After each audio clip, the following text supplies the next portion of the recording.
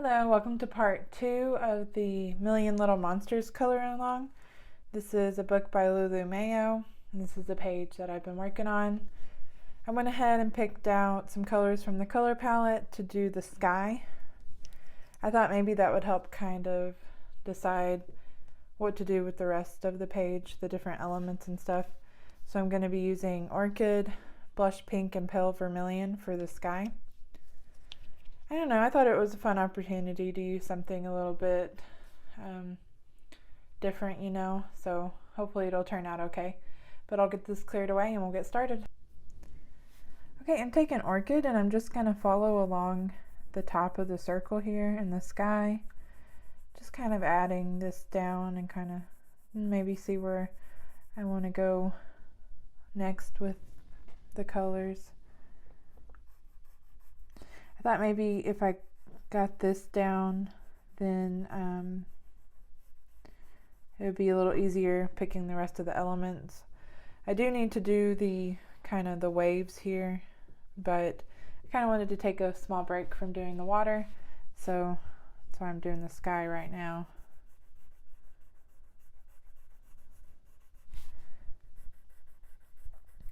But yeah, I couldn't decide. I wanted it to be not too dark, so traditionally I go for like really dark blue colors for nighttime sky scenes, but I thought it would be fun, I'm wanting to keep with the color palette I picked out, so I kind of thought it would be fun to go for, something different. Plus there's like, a planet in the sky, and also I guess maybe a spaceship. At first I thought that was another planet, but I don't think it is. But yeah, my plan is to lay down Orchid around the top and then kind of peeking behind these mountains, Pale Vermilion, and then in between the two kind of transition with Blush Pink, but we'll see how it goes. It's not a big area to cover, so it should be pretty easy, maybe. Hopefully it'll turn out good.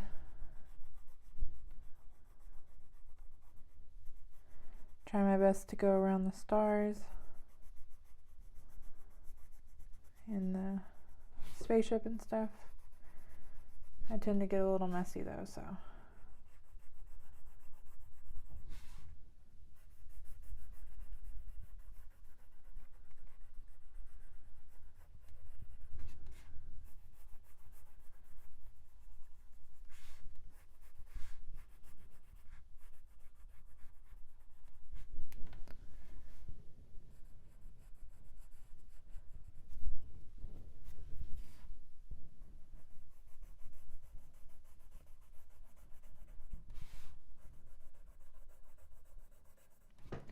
Thinking that I want to kind of drag the Orchid color a little bit further down,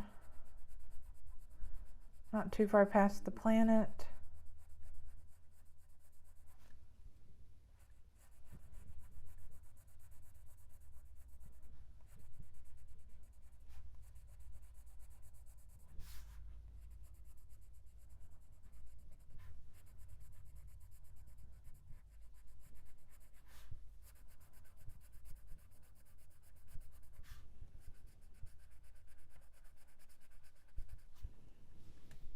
Okay, I think that's a good start. So before I go in with the Blush Pink, I want to go in with Pale Vermilion and kind of start adding that down here, kind of around the bottom where kind of the mountains start.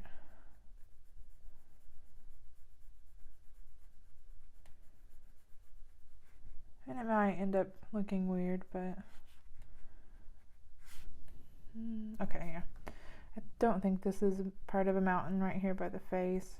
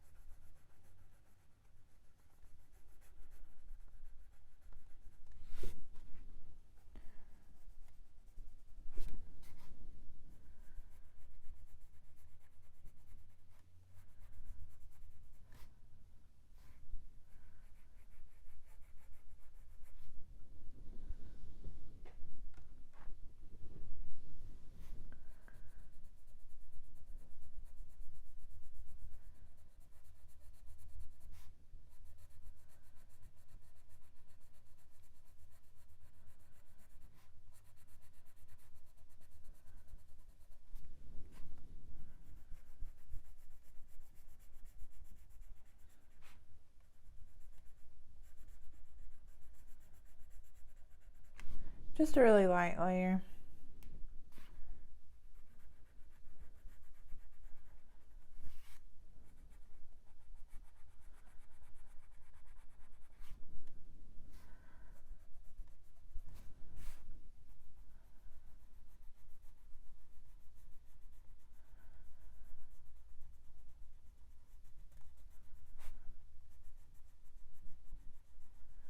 Might darken it up just a little bit the closer it is to the bottom.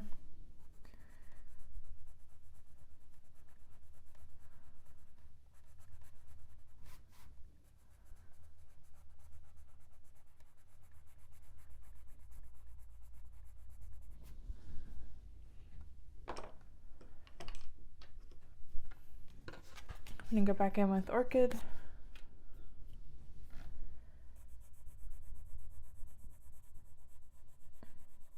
Just want to add a little bit more to the top here. Make my way around.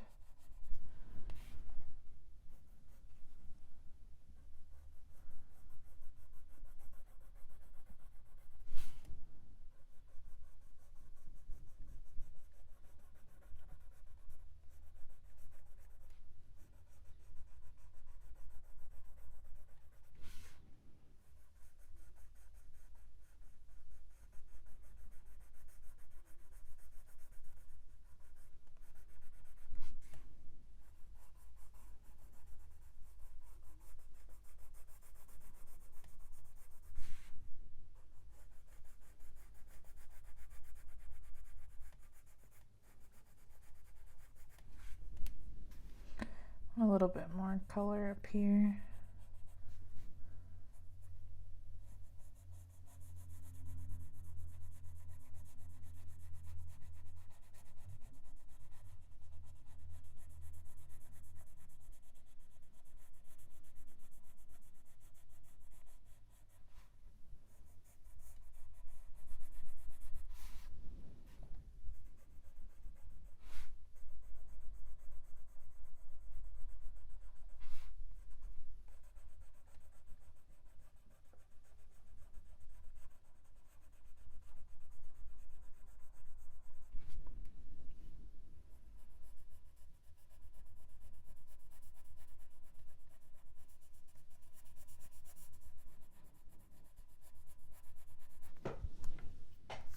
Okay.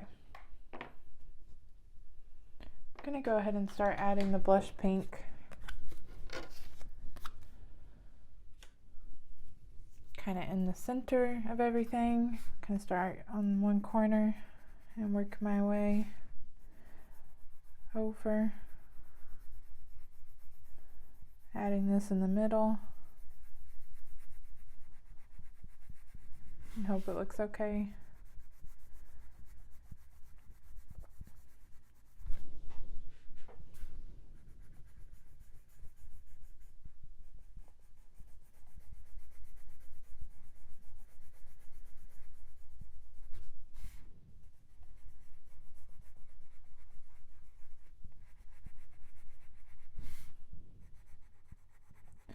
Just kind of going back and forth from side to side, trying to blend those together as best I can.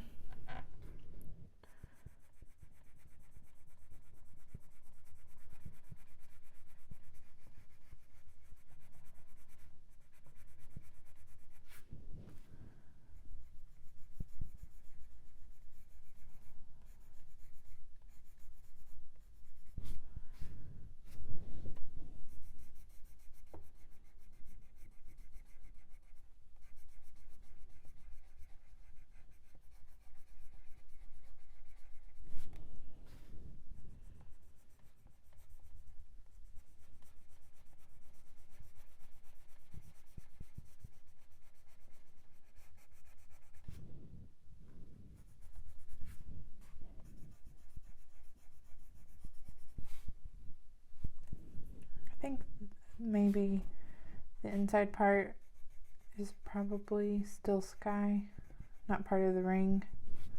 So I'm going to go in there with the blush pink.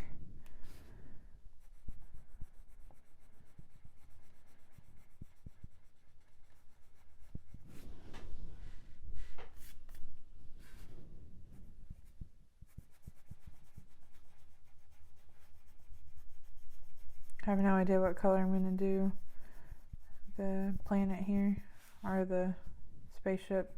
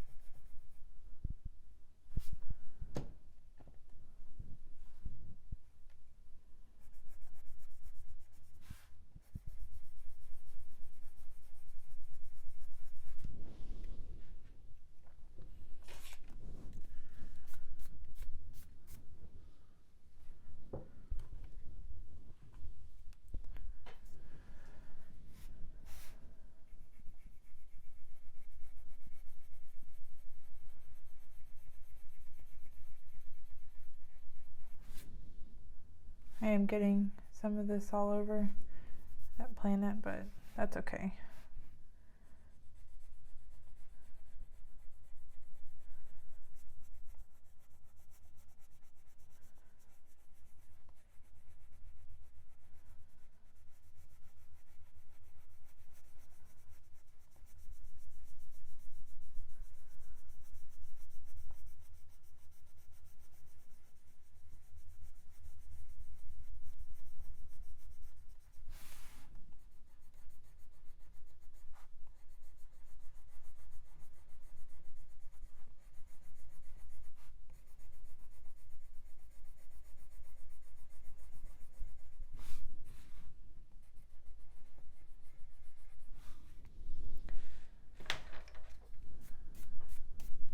Alright, I think that's all I'm going to do with the sky for now, because I don't want to mess it up, because I really like the soft kind of pastel tones that it turned out being. So I don't know, if I need to go back in and touch it up when getting closer to being done, I'll probably do that. So the next thing I'm going to work on is the waves here, because I kind of need to get that done, I guess. I'm going to try to use these colors for the waves, just cobalt turquoise, aquamarine, sky blue light, and white, and hopefully that will look okay. Kind of, I guess, get started and see how it'll go. I'm going to start with the darkest, the cobalt turquoise. I guess I'll start kind of over here. I think maybe I'll start with the top and kind of work my way down.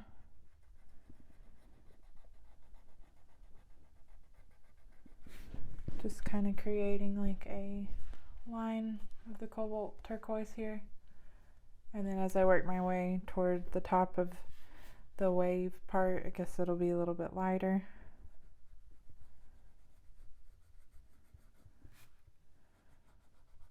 And kind of outline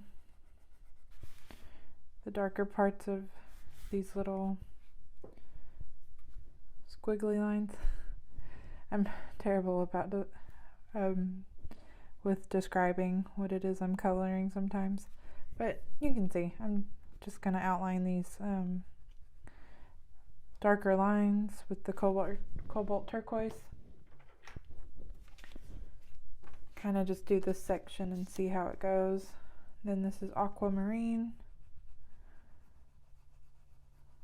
Just starting where I left off with the cobalt turquoise and kind of adding this a little bit further up and around this section. I haven't colored waves very much, so it should be interesting to see how this turns out.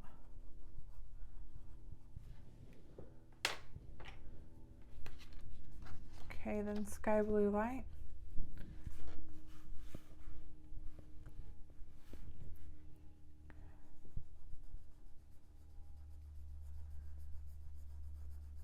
Just kind of blending all those together. And I might go in with the white color just to make it all a little bit less vibrant.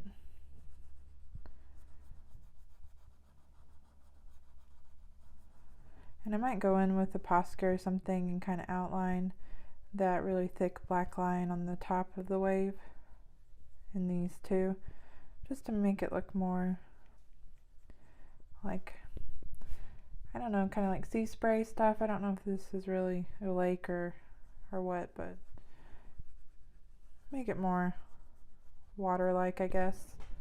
Okay, so now I want to go in with the white and really blend those all together. And start with this section and then make my way to the top of the wave here.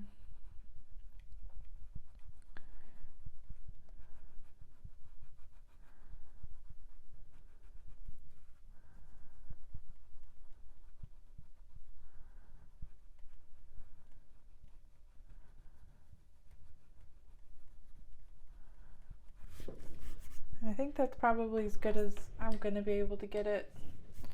I don't want to spend too much time on it. I think it matches the water kind of below here, but a little bit different. So, but I don't want it to, you know, too much green in there because I don't want it to look too much like the monster. So I think that's how I'm going to do it. I'm just going to, you know, start that process over with each section. Kind of start. I think that I want to kind of do the opposite direction on the lower part of the wave. So start kind of here and kind of bring it down. But I want this to be where the lighter part starts. Kind of define that underneath there a little bit more.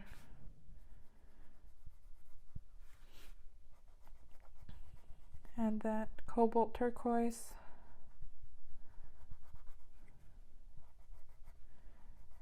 Kind of outline these lines here with that.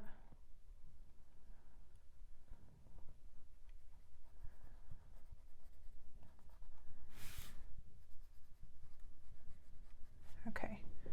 I'm really just kind of making it up as I go.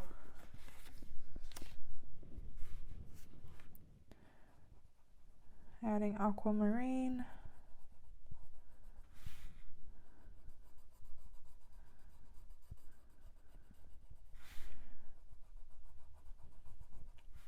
So I'm adding this up on the bottom part, and so when I get to this section, it's going to be the lightest color, just like the top, but kind of in reverse, going down toward the bottom.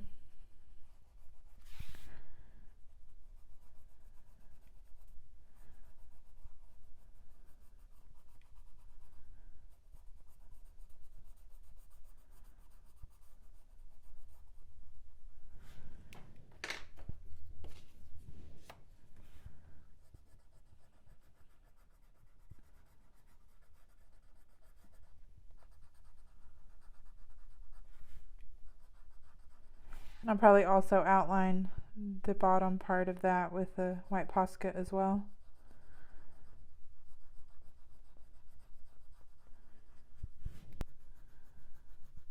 So I'm just kind of blending all this out. I'm using quite a bit of pressure.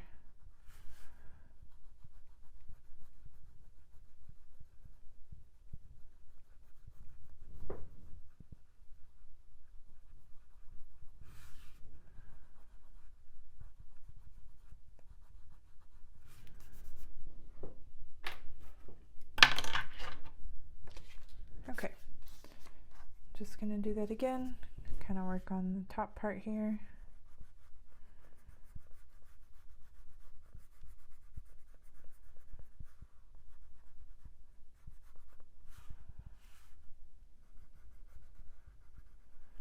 I guess with the section in between, I'll kind of do the same thing.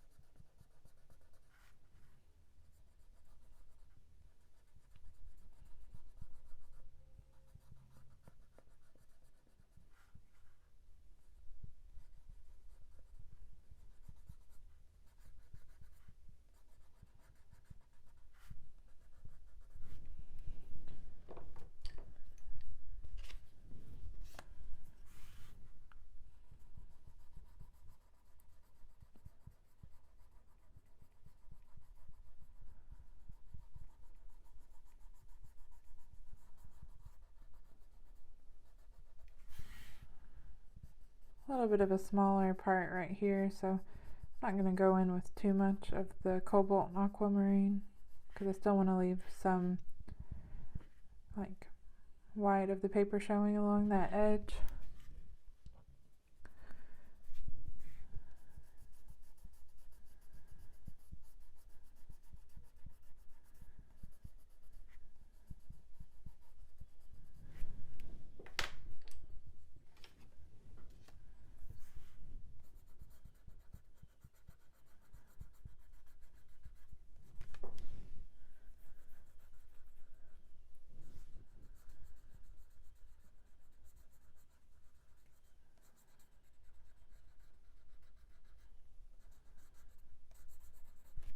Added a little bit of that. So now I'm going to go in with white and just blend them all out again.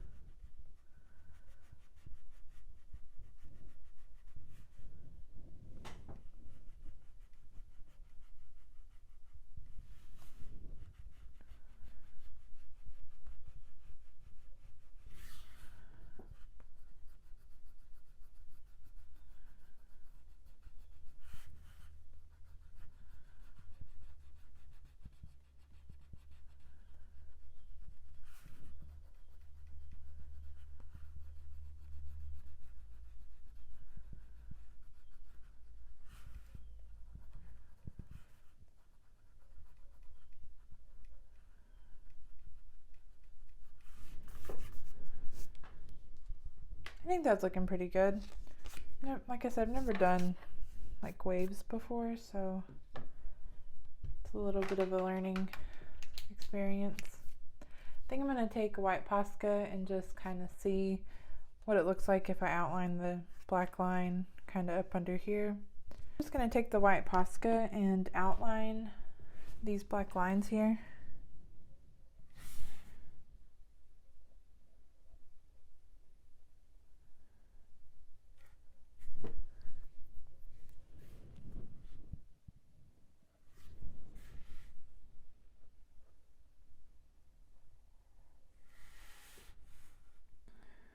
Maybe try one of these as well, see how it looks. May not do all of them, but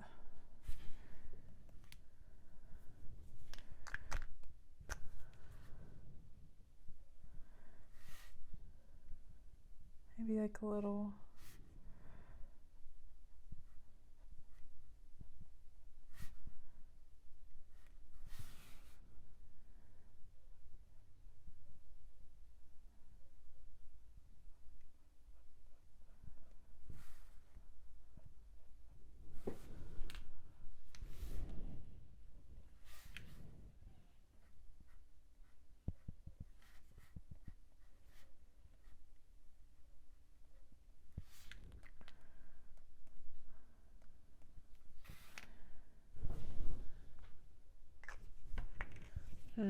Trying to make it look like a little messier.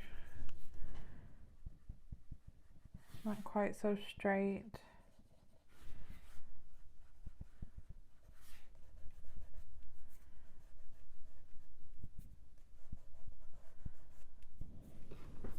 But maybe that looks okay. Just looks like a little bit. I'm terrible when it comes to adding like white to things. But I think I like it. I do like kind of this separating the two things here, like the bottom of the water and the top. I thought you could do like little dots for like kind of the splashing.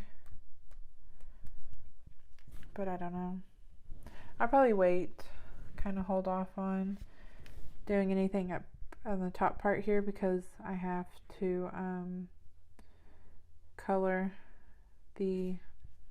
everything on that part, and I don't want it to it'll just go away.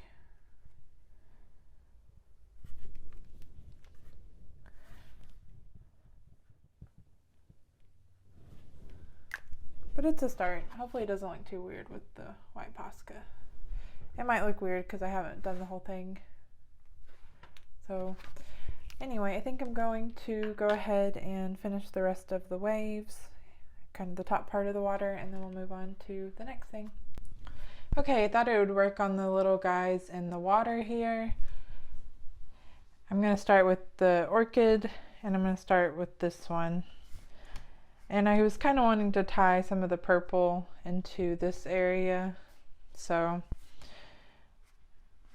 I think I'm going to kind of do the body this color.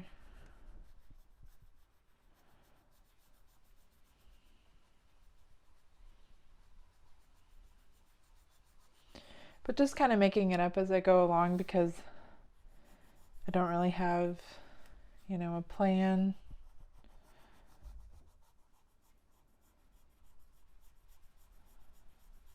But just doing a nice layer of that color all over this part.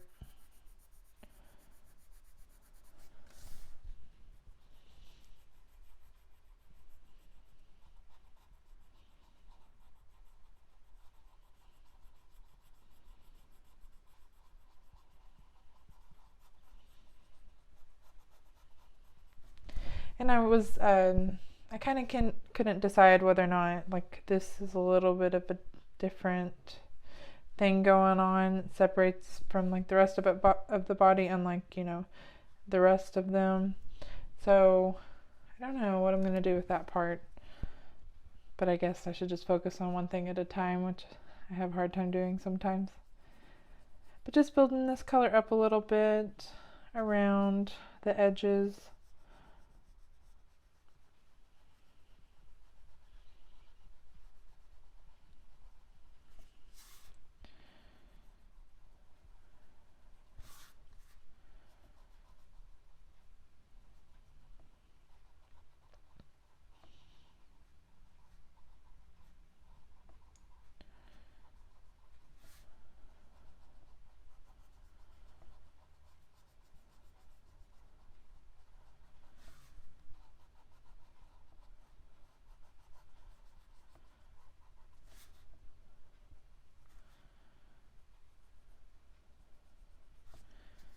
Maybe creating like a little bit of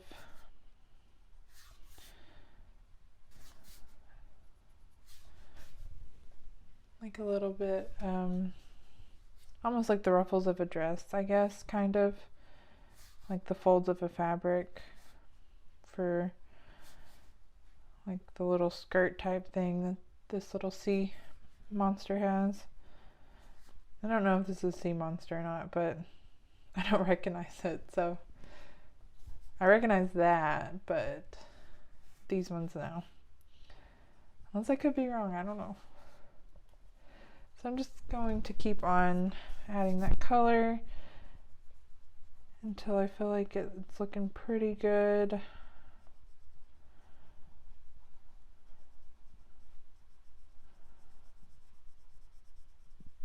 And I do want it to be a little bit darker. So I'm going to go in with a little bit of Imperial Violet, kind of breaking away from the color palette a little bit. But I don't know, I kind of wanted to add this in there. So I'm just going to take a very light, being really light-handed with that, around the edges of this sky here. Kind of along the edge.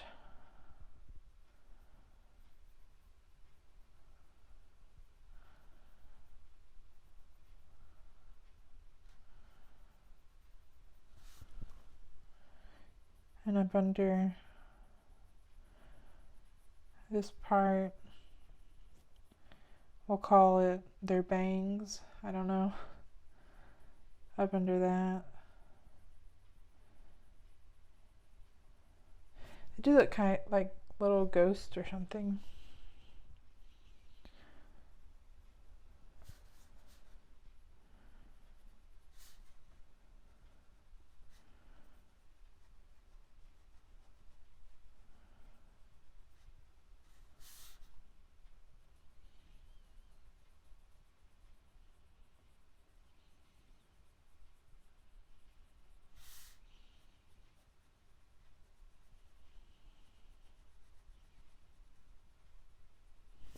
Okay. Just a little bit more of orchid.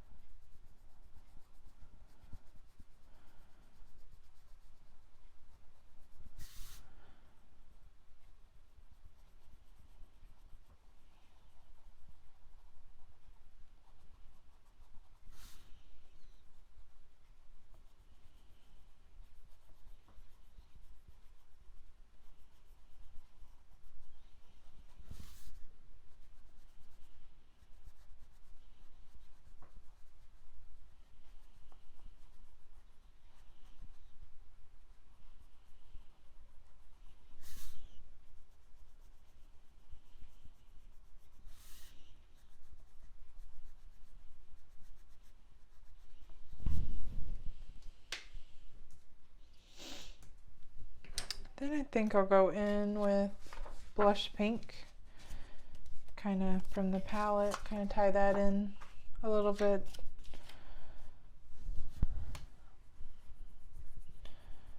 Just kind of go over everything.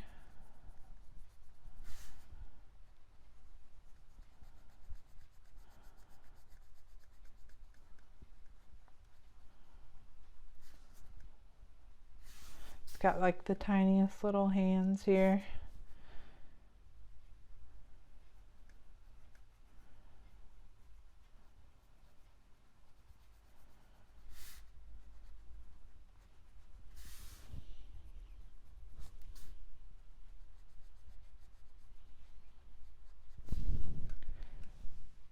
Yeah, I think I like that. It's like a nice little light purple color. Now I don't know what to do with the head. I guess I'll go with the, maybe continue on with the blush pink. Just kind of add that all over. It may look weird, I don't know.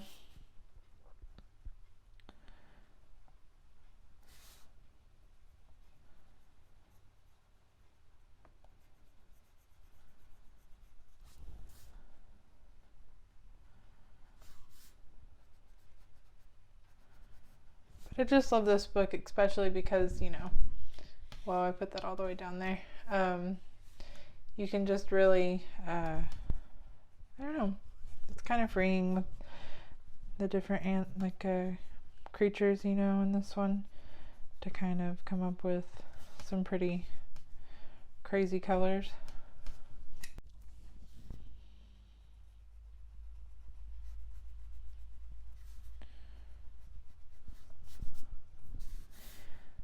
Just trying to build up this color.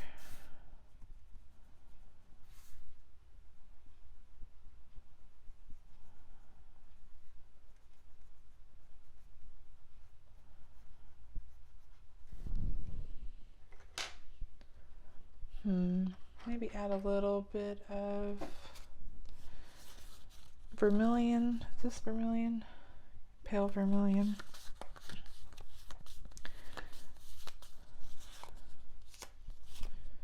Just to kind of get a little bit of dimension going. I don't want it to blend in too well with, see, I seen a spot that I didn't like on this one and I got distracted. But I don't want it to look too much like the seaweed type plants in the background.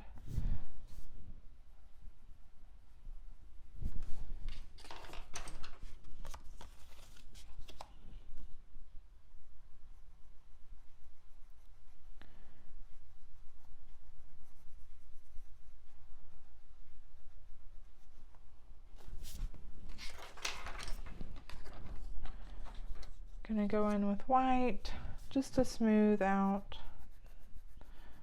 the center part here. Maybe do a little bit of highlight along the bottom part.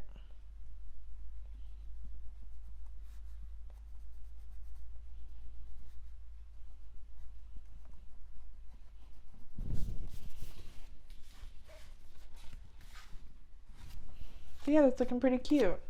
No idea what I'm going to do with, I guess it might be kind of like a younger version, but it kind of reminds me, like, looks like a little skull or something, but I don't know. That's not what I'm going to color it, but maybe just go in with the dark purple and try and see how that turns out. That Imperial Violet. That way it doesn't blend in too much.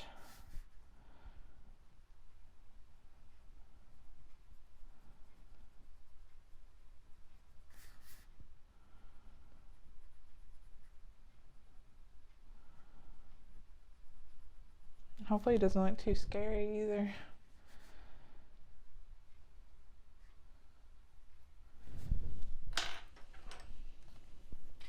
Then I'm just going to take white and go over it a little.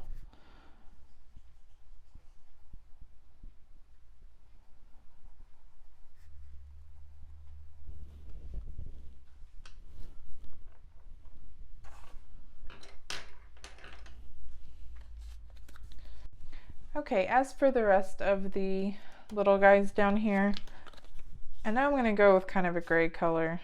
And I almost forgot about this one. I was really overlooking what he had in his hands there, or, you know. And so I decided to grab a few more colors to kind of break from the original plan of the color palette. But I do like a pop of color, and I mean, I would use every color on one page if I could, you know, most of the time. So it's very hard for me to kind of limit myself and challenge myself. So I'm just going to have fun with it, and we're going to start with using a neon pink here. And it is a really tiny creature, so I'm not going to spend a whole lot of time on them, because they are very small. Kind of going a little dark on the little ears there. I'm just kind of adding this around the edges.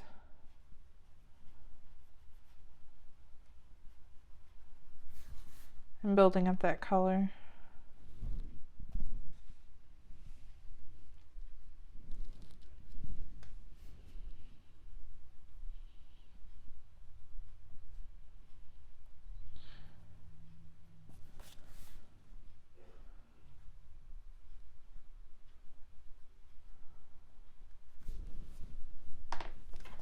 I'm just gonna go in with blush pink. It will kind of tone it down a little bit, but there are a lot of pastel colors, so I don't want it to be too bright.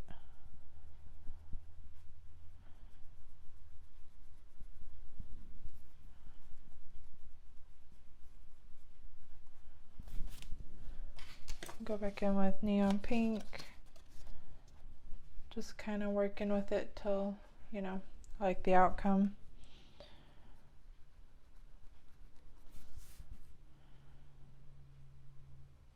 But it is so difficult to use just a very limited color scheme. I'm personally not very good at it. I start to kind of overthink and think about, you know, oh, but I like this color so much, I want to use it too. I guess I feel guilty not using some of them.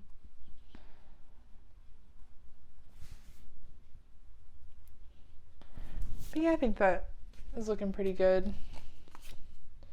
Now, it's been a minute since I have picked up this page, so I'm trying to kind of reacquaint myself with what I got going on here.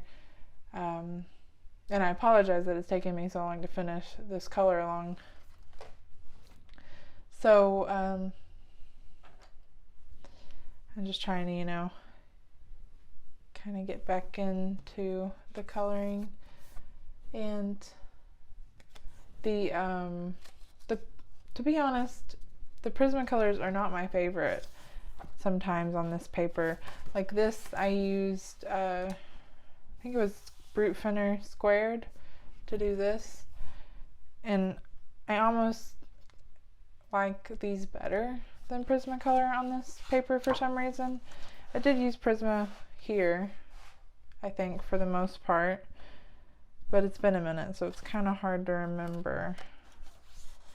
I think I did another one as well, and I think it was Prisma too.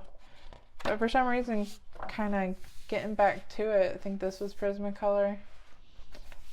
I might have used Polychromos on some of this. But anyway, I kind of going off on a little tangent, but I don't know, I'm not really thrilled with the Prismacolors right now with this paper. Maybe it'll take a minute and I'll get back into it. But this is Blue Violet Lake, and I think I'm just gonna do this little thing here. It's not quite, I wanted it to be kind of purple because I don't want it to blend in too much with the water, and I didn't want it to be too similar to the like Loch Ness monster here.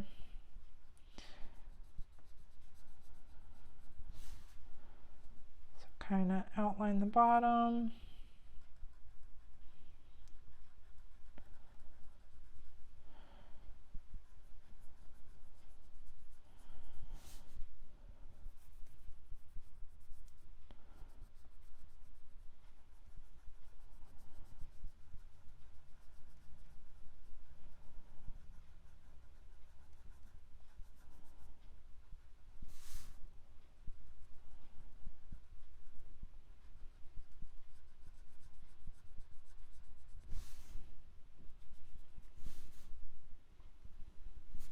Tiny little tentacles or hands here.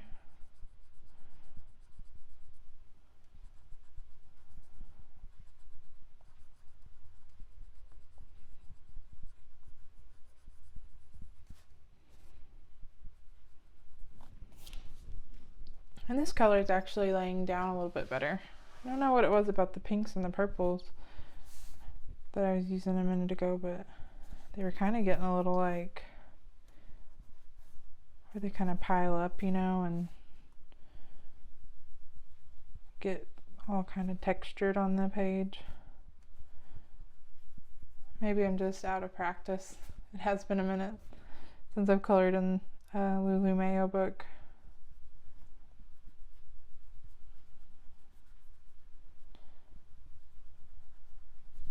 But I really want to finish this page because I really like it.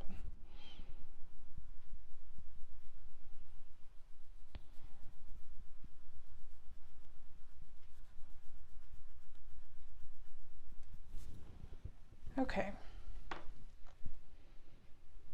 Let's see here. I'm trying to think what color. Let's add a little light aqua. It might be kind of fun.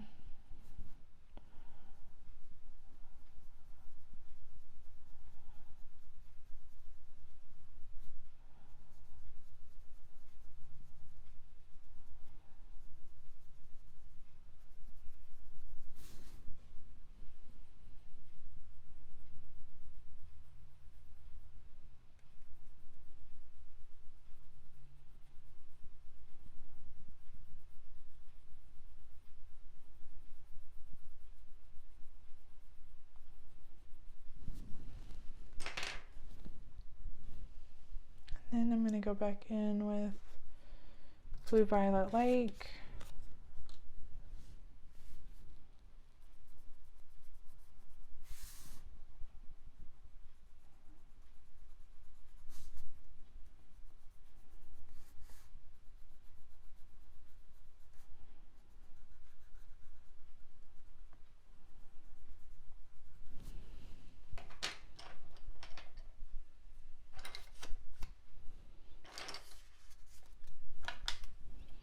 And just kind of blend those together.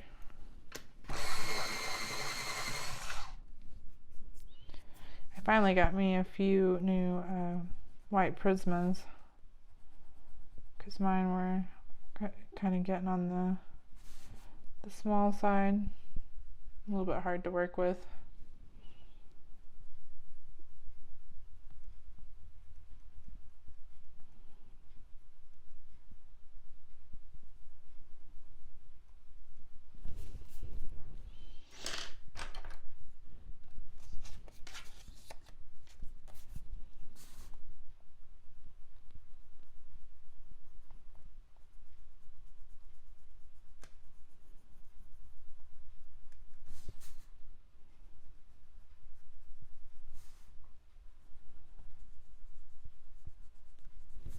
Okay, I think I spent enough time on that guy. So I'm gonna grab some colors for, I kind of went blank, walrus, I guess, or seal. I don't know which one it is, but I'm gonna grab some colors to work on him and also the little baby creature that he's holding.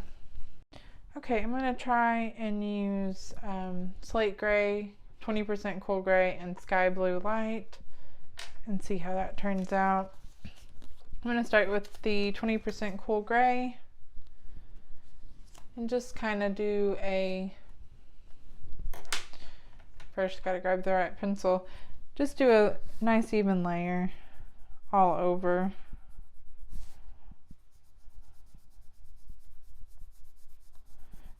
It's probably gonna be hard to tell, but it's just a really light layer.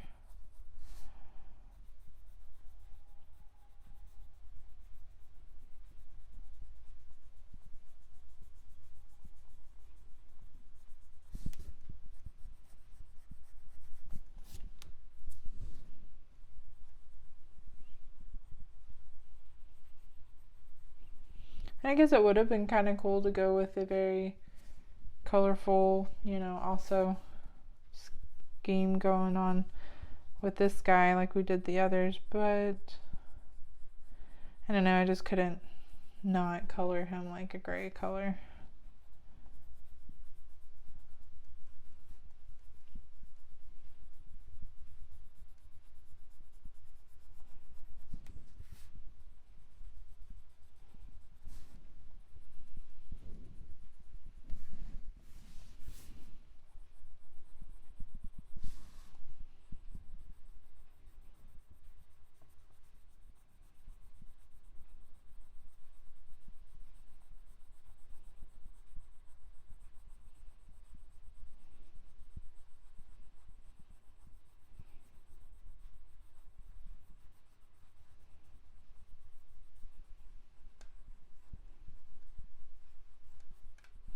Okay. So next we're going to go in with slate gray.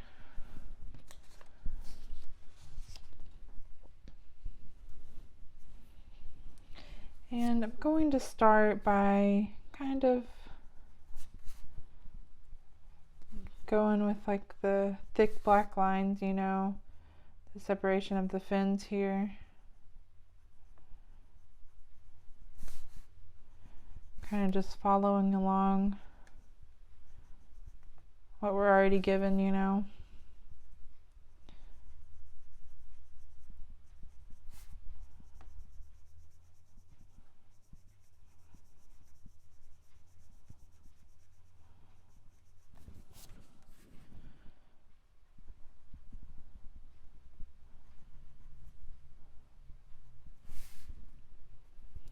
And along the edges here.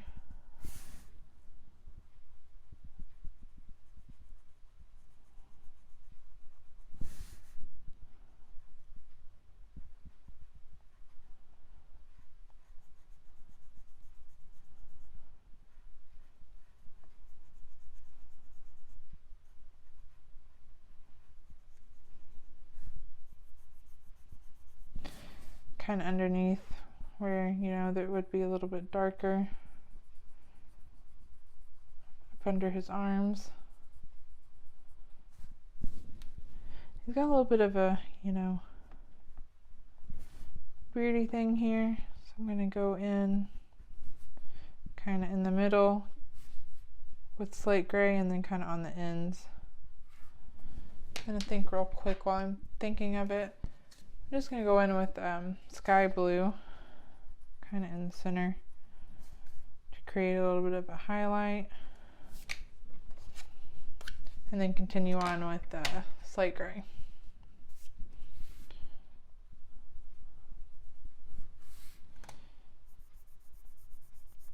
A little bit lighter handed at the top here.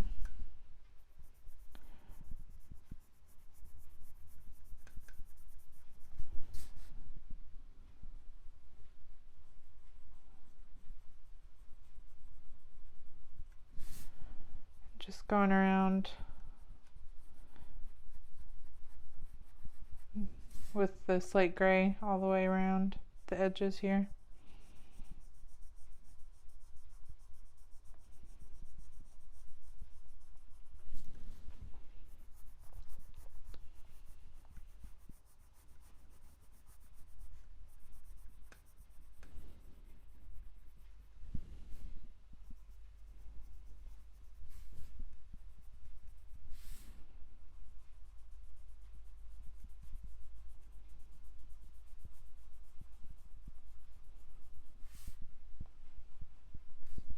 I'm just touching up everywhere that I feel like I need a little bit of that darker gray.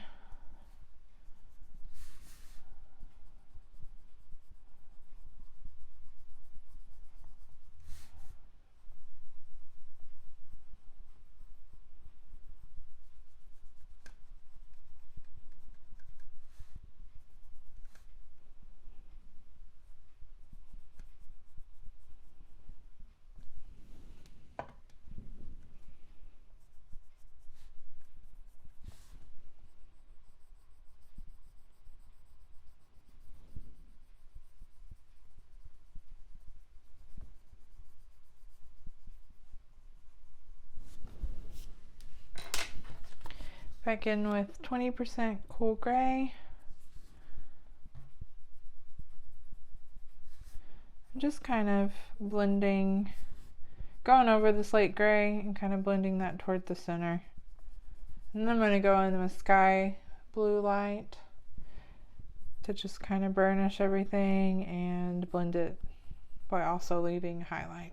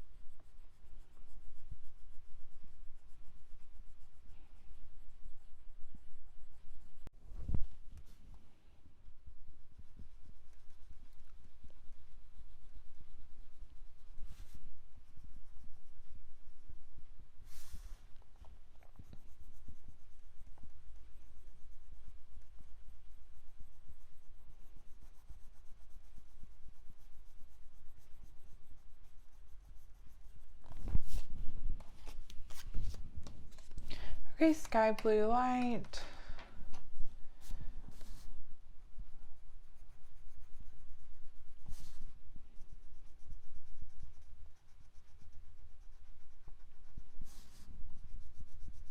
Kind of just blending everything together, using a little bit more pressure.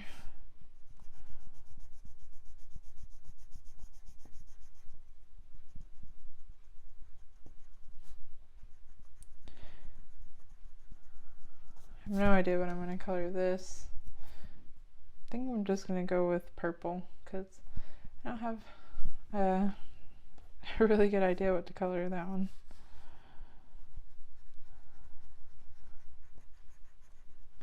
For such a small page, there's a lot of kind of repetitive things about it.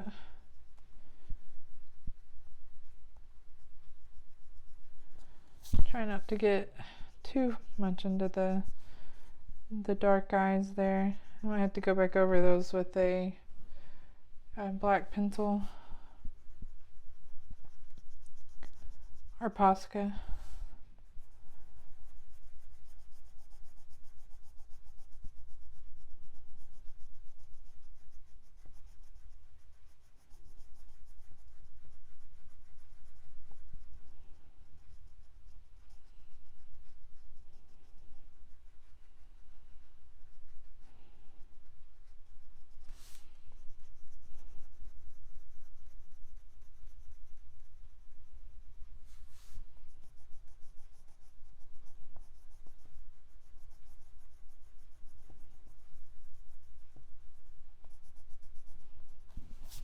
Okay, I just want to do a little touching up with the slate gray, just some details that might have gotten a little bit lost in blending out everything with the lighter color. Do his little beard, or I don't know if I keep calling that a beard, but if it was anything it would be a mustache.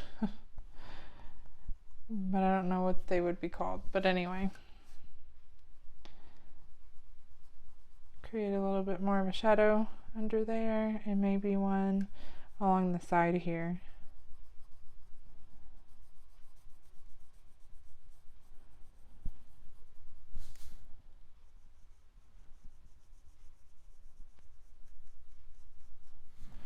And I think I'm just going to kind of say that's all I need to do to that. And then I don't know, I guess we'll go in with maybe orchid, maybe neon pink. I don't know.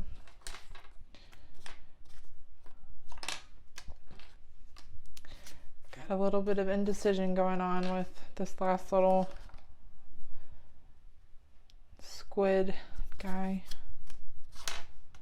What did I do with?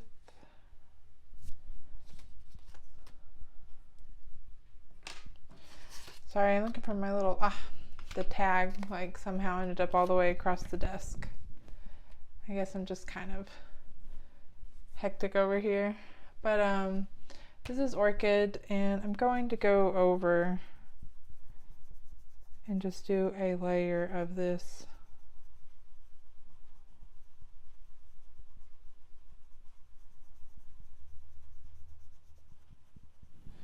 And maybe to make it a little bit different than the rest, we're going to add neon pink, and I just kind of add a little bit of that in there. And kind of add a little variation.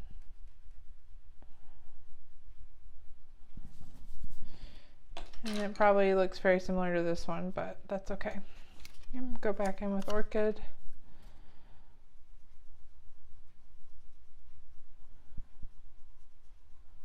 All right, I think that is good. I think it's turning out really good. I really like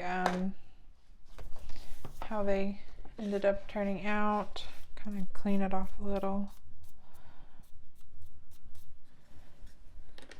So now we've got to focus on up here, and I'm assuming these are mountains, right? But I can't decide what to do with the top of the mountains.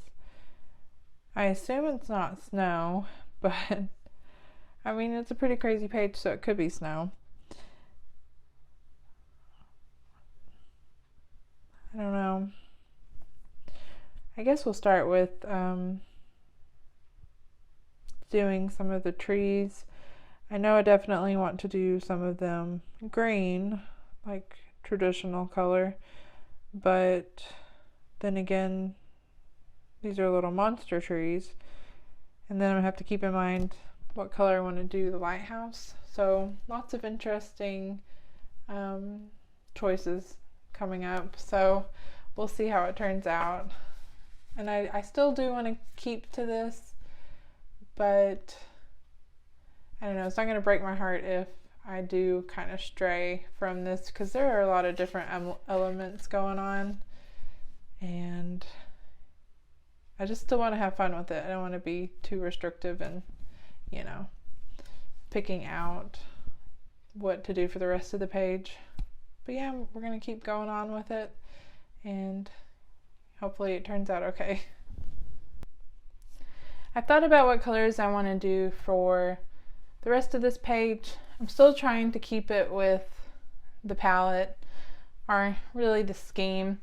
I don't know how limited a palette has to be considered a palette, but anyway. And I'm going to try to tie in these colors, but also I'm going to borrow from other colors. But I'm going to try not to get a whole bunch of pencils, you know, because I don't want to have too many. Try to keep it simple. But I'm going to start with True Green. I thought I would just, you know, again, keep it simple and start with these trees. I think these I'm going to go with pink. And I was thinking maybe these ones that look a little bit more like actual trees. I'm going to do green, variations of green. And the mountains are going to be kind of like a slate gray color on the page. And I'm going to do snow. So I'm getting somewhere. Hopefully we'll get done with this soon and I'll quit kind of chatting away and get going. I'm going to start with True Green. And find a good place for it, maybe there.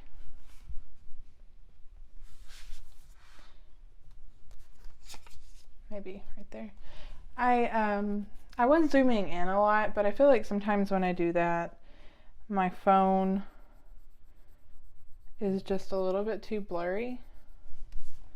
So I'm just kind of trial and error, which is what I'm always doing really. I'm trying to figure this all out, but I'm going to try kind of being a little bit further away, see if maybe that helps. I'm taking True Green and I'm just going to go all over this tree here in the corner. I assume these are trees, but I'm not 100% positive. This one doesn't have eyes, so we can probably safely call this one a tree.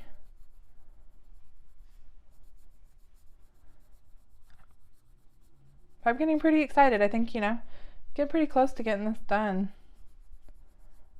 And I really do need to, especially when I'm doing color alongs, to kind of step up the speed a little bit as to it, like as how I'm coloring. That way, you know, we can kind of get through the page a little bit more. It's definitely something that I'm trying to work on. Now I'm going to take Peacock Green as my darkest green color to create those shadows, and I'm going to start around the edges with that. And kind of up under where the parts of the tree kind of overlap.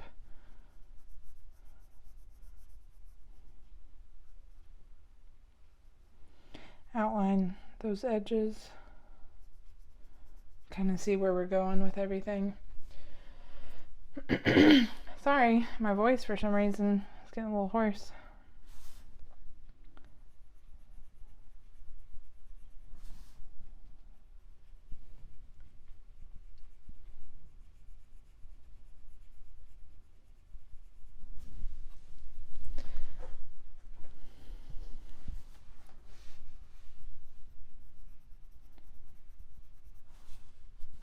Okay, I'm going to work on this top one, kind of see how I like how it's turning out, and then we'll continue to the rest of the tree. I'm going to outline everything with the peacock. Maybe I shouldn't have started trying to finish this. It is the end of the day for me, so I just wanted to sit down and do a little bit of coloring and just kind of relax.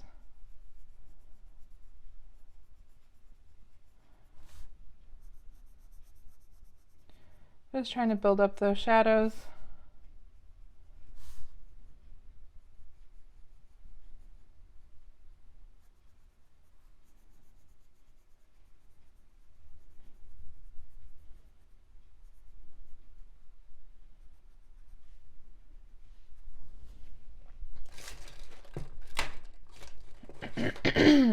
Excuse me, sorry. So I'm just going to clear it off. It is getting a little messy. And so I'm going to loosen up on the pencil, keeping towards the back. I'm going to use a little bit of pressure to add that peacock green all over the area. I want that color there, but I also want to keep parts of it kind of clear, like in the center, so we can go in with that true green and finish it up, create that burnished, smooth looking finish, and also, you know, keeping a little bit of the peacock green in there, so it's just a little bit of a smoother transition in between the colors. Okay, go back in with that bright true green, one of my favorite green colors in the Prisma set. And I'm going to be light-handed at first to kind of see how it goes. Sometimes I like more of a textured look than a smoother look with a little bit more pressure.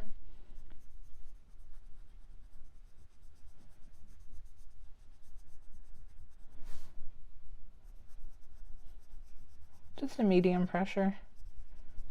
Yeah, I think that's really pretty.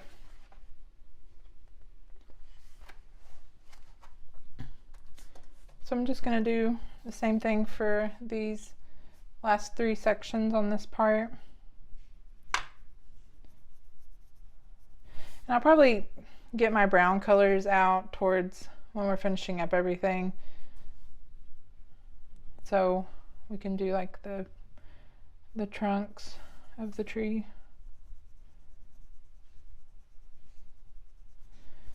Building up the color. I do want it to be a little bit darker underneath this part here. I brought you in a little bit closer.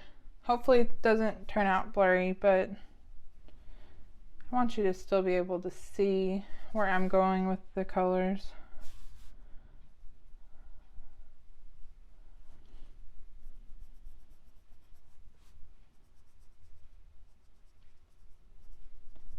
But again, I want it to be pretty dark underneath here.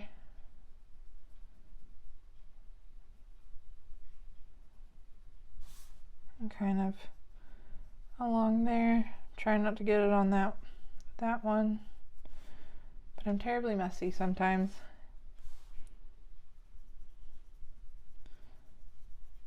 So again, loosening up. Well, I kind of want a little bit more color on this bigger part here. So kind of gonna go in lightly, add peacock green to there, and I forgot to switch that when I zoomed in a little bit. Maybe I'll get with the program here in a minute. So just going over the whole area.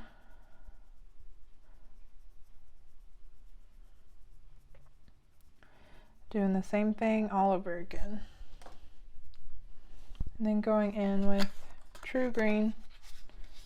Here, I'll just kind of leave those both out there. And medium pressure, kind of blending everything together.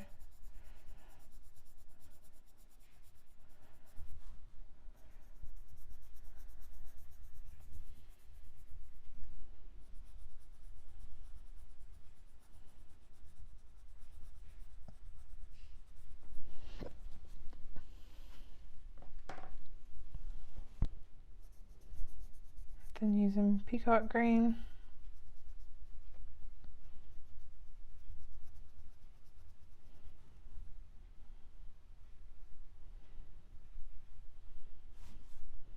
I never know if I should show, you know, doing the whole thing, if it's like a repetitive like pattern of colors.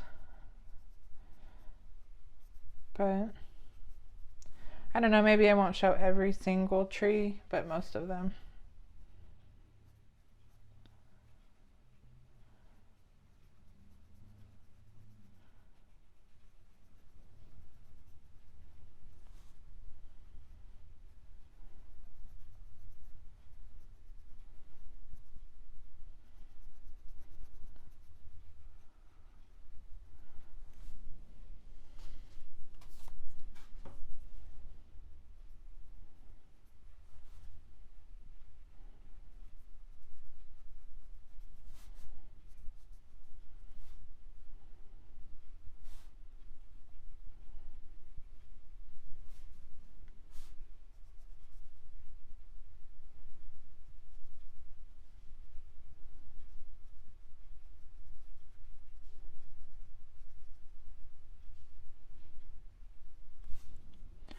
Okay, lightly add that to the whole center part.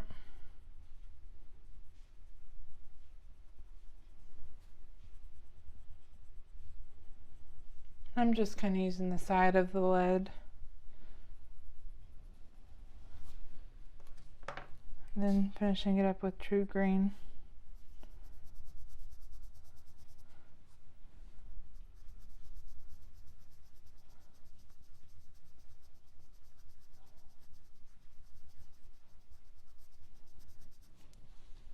I think that looks good. So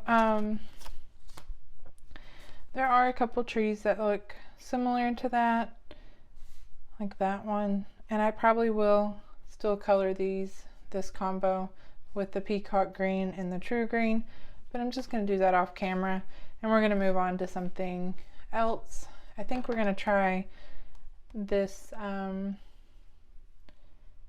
what's that, Addams Family? Looks like that guy off that. Is it? I don't know. Can't remember.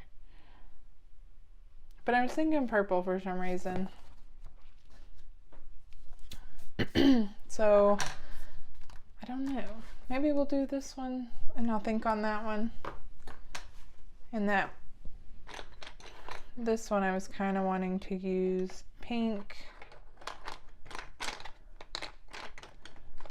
Or maybe purple. So indecisive sometimes. I kind of want to use the neon pink, but also it didn't really lay down very well, but maybe if it's the base color, it'll be okay. So I'm gonna use that. And we'll see how it goes.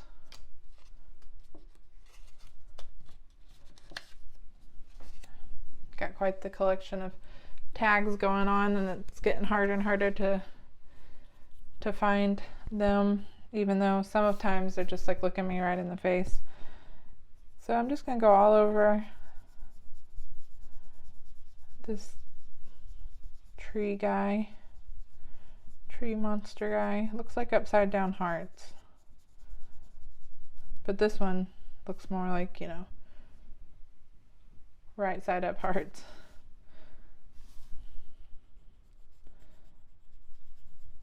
Nice layer of that all over.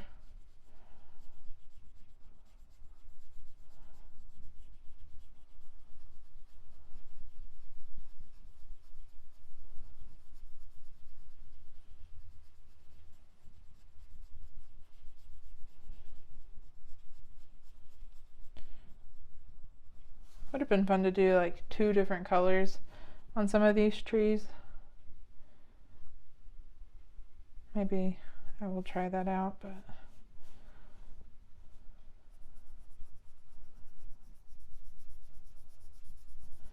but you know, I'm all for keeping it simple too. If that's something y'all want to do, of course, that would be really cool. I'm always thinking of stuff after I've already kind of committed to one color or another.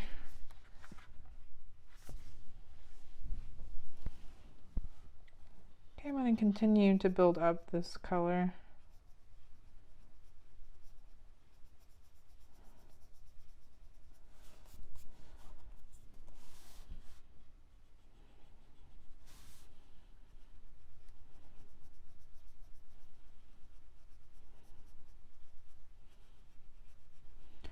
Taking it in along the edges, trying to make that color kind of show up a little bit more.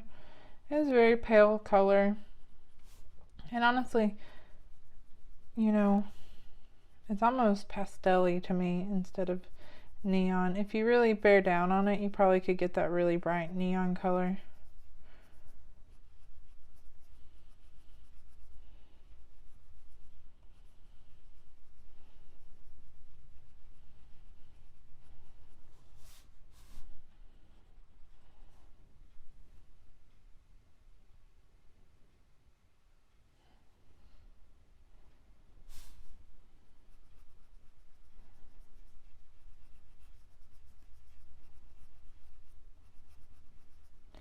But hopefully it turns out. I have no idea.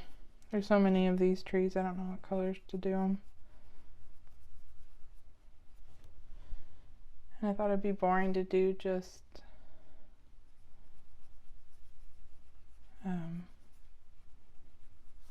green.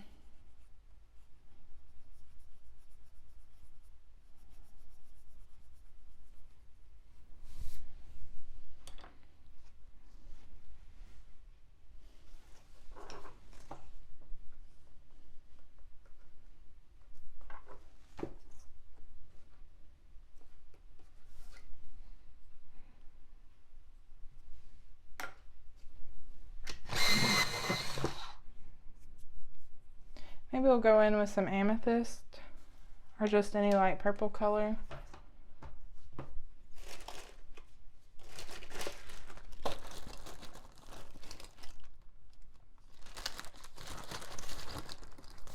And the purples, I just kind of put them in these little things here. It's not very organized at all. Hey, it's right on top. So we're going to use amethyst because I'm not totally sold on that pink color. And it'll be okay underneath, but I'm going to go in with some of this, see how it works out. I don't know. For some reason that neon color, in my opinion, in my set of Prismas at least, just does not work well with other pencils. I really should just throw it out because I don't like it, but yet I'm always grabbing for it.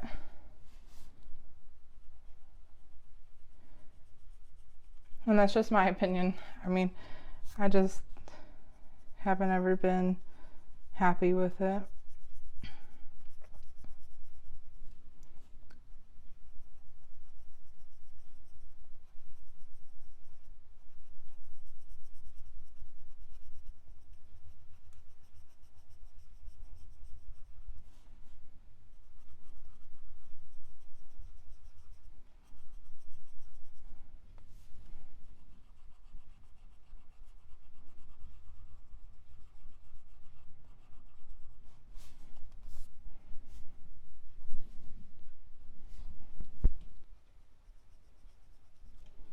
Okay, I'm going to keep building up this purple color. Kind of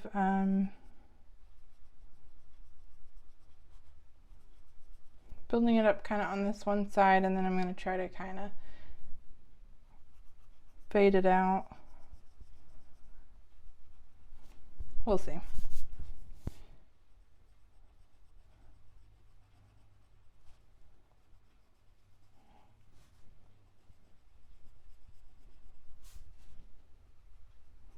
But not every choice or way of going about it is going to always turn out right. So I don't know if you can see, it's like getting a lot of texture built up.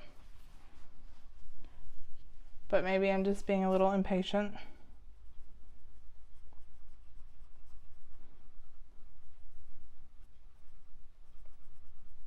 You never know when it's gonna like get a little difficult.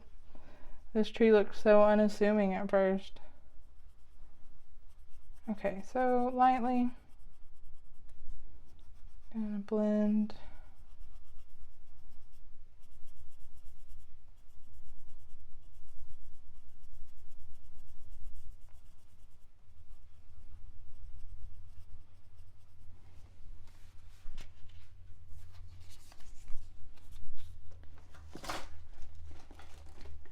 Then maybe go in with, I guess maybe orchid.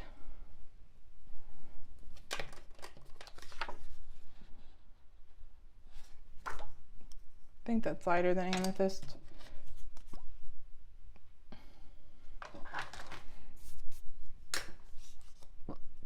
See how it goes.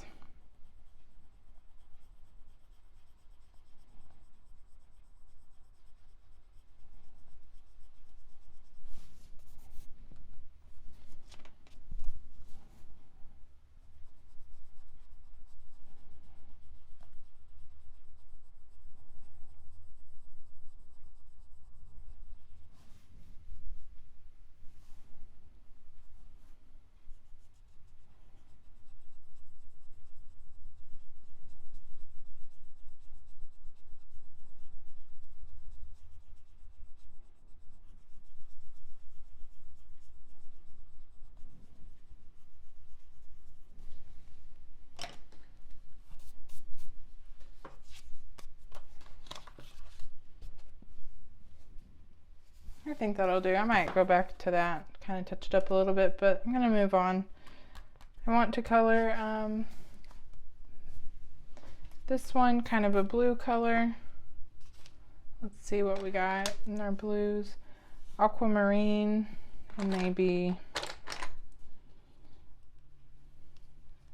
the light aqua. I'm gonna go in with these two and work on that. I'm gonna start with light aqua.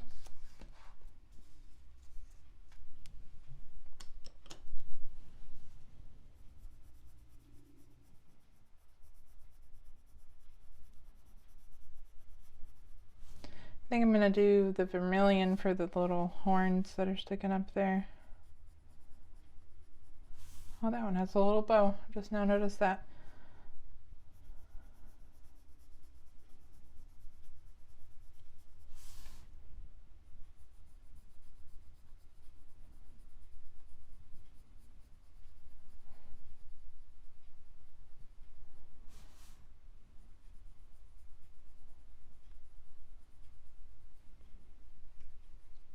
I like this little guy in the back.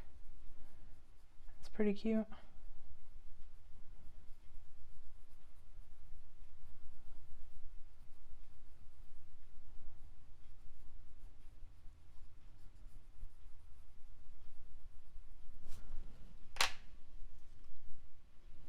Okay, aquamarine. It's the darker color. Start, you know, kind of light-handed on the edge, building up that color.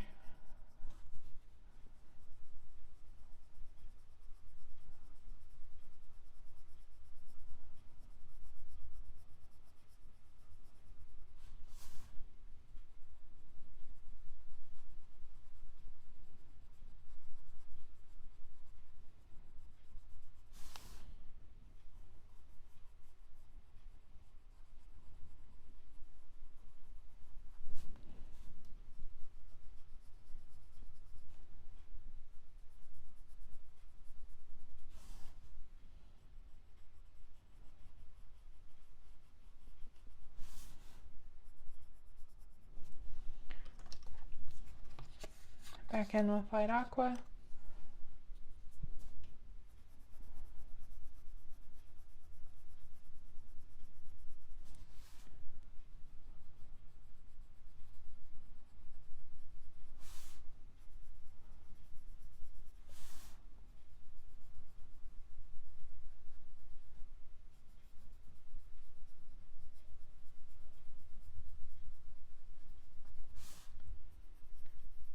I'm just bringing it into the center, but being kind of light-handed with it.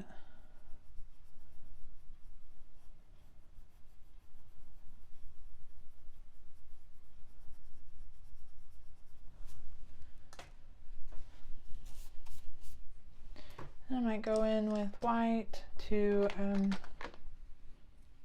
just kind of blend everything together. You could also use a blender pencil, or even just continue on with the aqua.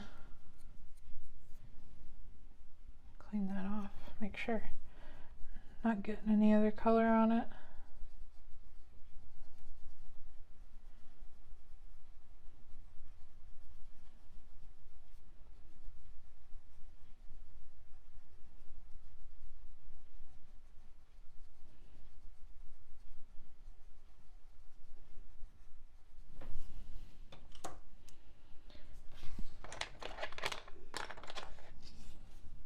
Okay, it's a small area, so I'm just probably going to use the pale vermilion on those.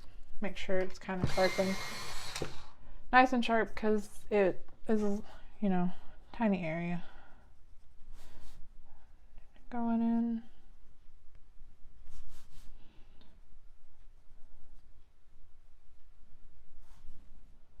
And just kind of going over everything. Making it a little darker on the edge of it, but it's like a tiny, just a little hint of pale vermilion there. Okay, so I guess we'll work on that. I know I said I'd be thinking about it, but I think I'm just gonna go with the blue violet lake and imperial violet, just a couple violet colors, and go from there. It kind of looks like hair to me, so I'll probably kind of approach it like hair with the darker first and then the lighter over that. So imperial violet is darkest of the two colors, so I'm just going to take, we'll start kind of here, bringing this color down.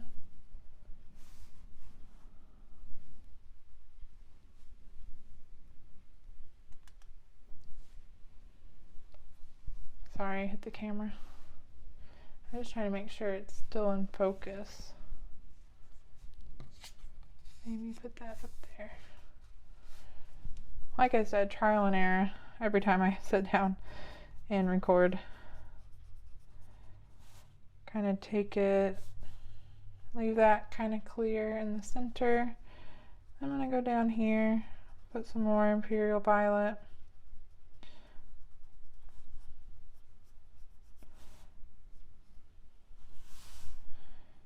Kind of over these glasses.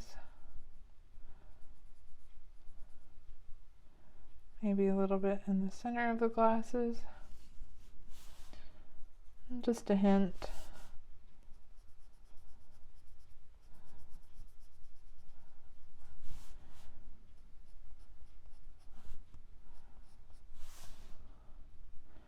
A little bit darker under the bow because there'd be kind of a shadow underneath where it's sitting.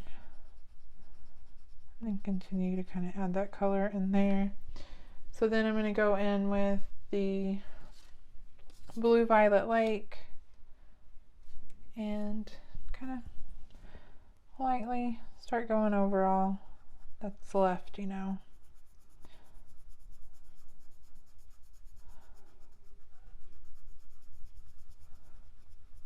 And then here.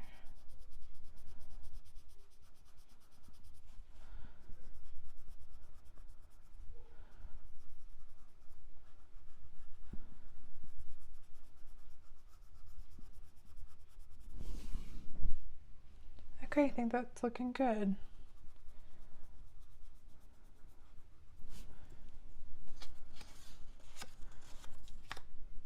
Touch it up a little bit.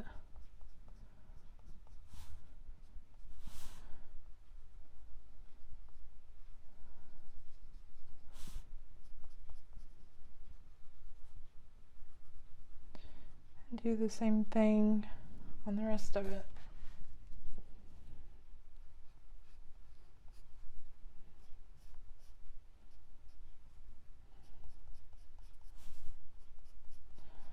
Just kind of creating those sections with the darker color.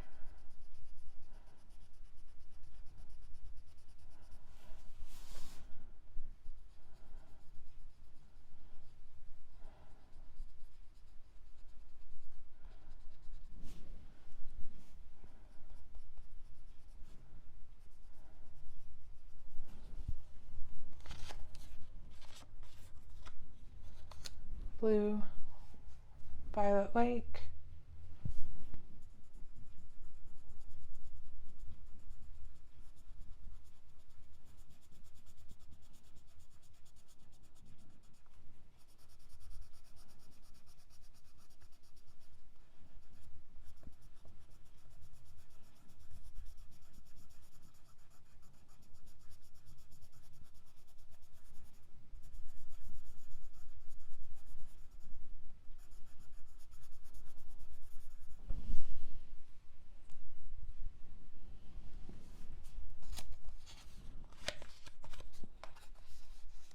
Imperial Violet.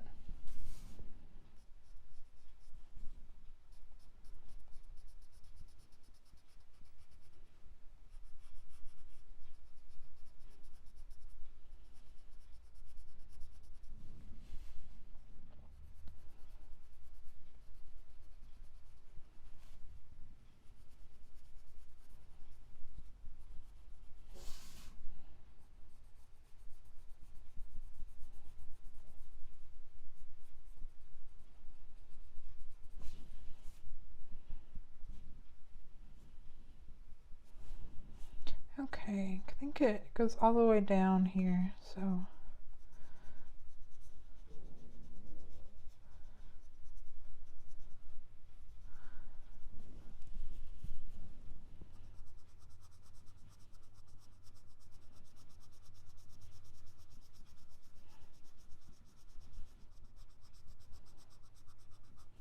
oh, I didn't switch over the tack. Sometimes I kind of get a little too focused in my coloring, and I even forget I'm recording.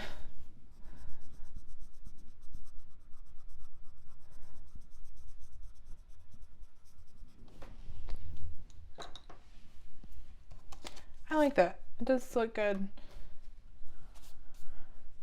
And then maybe go in with a little bit, I'm gonna go in with light aqua and just kind of go in with the glasses a tiny bit. And then I'm going to go over that with white just to kind of make it look a bit reflective if possible. But glass is not my favorite thing to color, so I don't know if I ever do it right. I might go back over that later with darker, like a black color, to bring those glasses back out because I might have got a little white on them. The bow, I think I'm going to do green, possibly. Yeah, I think so. So I'm going to go in with true green. Let's just do maybe parrot green. Kind of mix it up a little. So I'm going to start with parrot green to do the bow. Yeah, this is my parrot green.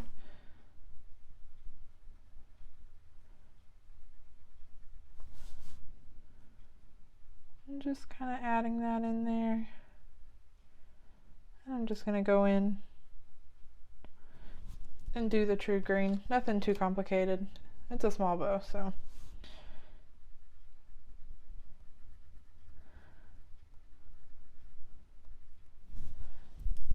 I think that looks good. I like it. I don't know how I feel about this tree, but it's okay. Maybe, I don't know.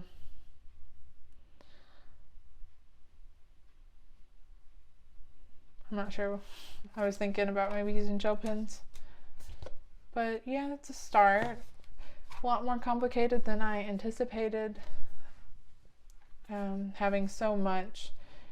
It's such a small page, but there's so much kind of packed in along here, and you know, have to pull from a lot of different colors, so that's getting a little bit complicated. But I mean, the coloring itself shouldn't be too complicated, because just like some simple things, you know. I still got to figure out, oh, I gotta remember to color this little butterfly thing. But yeah, we're getting there. I'll probably color the some of these trees green, and I'm probably using the same combo with the peacock green and the true green for those. So I'm gonna go ahead and do those off camera, and then we'll move on to maybe some different and new parts of the page. I went in and filled in some of the trees that I knew I wanted to be the same as the tree we did earlier with the peacock green and the true green. I just kind of did that one that was kind of showing there, and then this one over here. And also I worked on some of the mountains in the background. I decided to do like snow-peaked mountains and go with white, sky blue light, and light aqua for the snow. And then I just went in with the white Posca and kind of outlined those heavy black lines. But I'm pretty pleased with how it turned out. I like it. It kind of brings it a little bit, you know, kind of warmer tones in the background there. And for the actual mountain part, I did use slate gray, 20% cool gray, and then I blended it out with white also. So I tried to keep it pretty simple, and I had a lot of fun coming up with these combos to create the mountains. But I'm gonna do the rest of the mountains on camera, and then we'll move on to the trees. But I just wanted to kind of break up doing all these tree monsters here. So I'm gonna start with light aqua, and I'm going to start at one end, kind of going along the edge. And it's a very light amount of it. I'm not pressing down very hard, and kind of going down kind of toward where it's kind of like it's dipping down to like onto the other part of the mountain. And I'm not going all the way down into that. I'm just kind of going over it. Because I want some of that white to be along here, and I'm going to be going over it with Posca anyway, so it'll be covered up. So then going over this edge here. Then when I get to the top, I'm going to start going back down, not going all the way up against the black line on the top here, and just continuing to work my way around. I will kind of go, because it's kind of a dip here in the center, so I am going to go kind of all the way to the black line and kind of create a little bit of a shadow, and then just kind of go all the way across here, but again keeping that kind of white on top, the paper clear.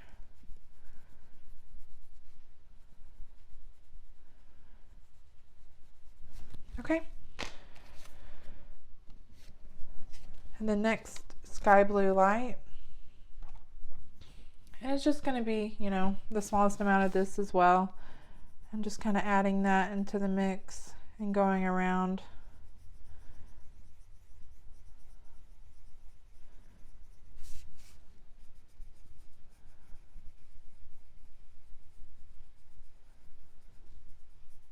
When I first colored, I think I got like when I first colored snow, it was like one of the first full pages that I finished.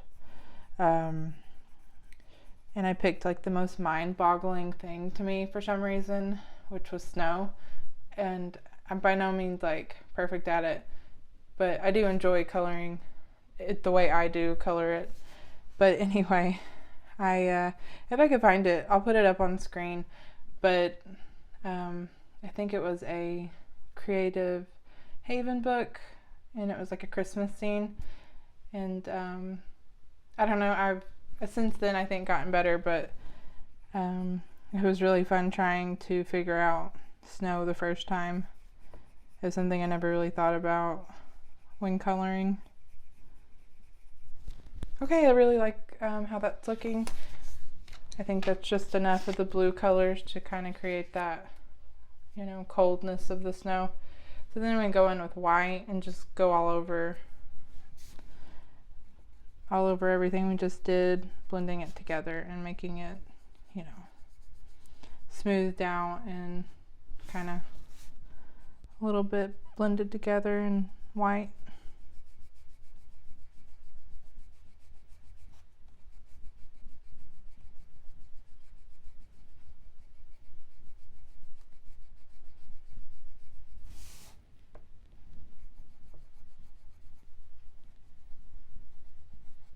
I'm just taking it across everything.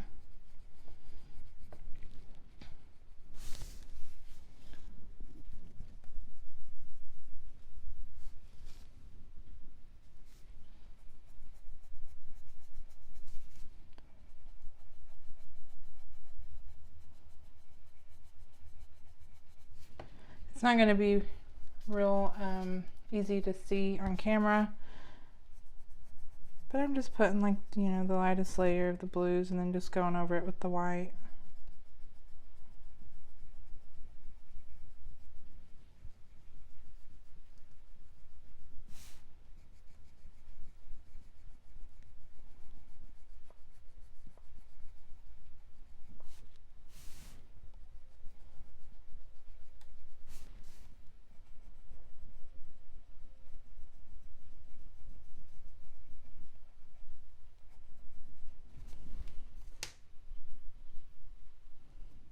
Okay, and then I'm gonna go ahead and do this part of the mountain, starting with slate gray.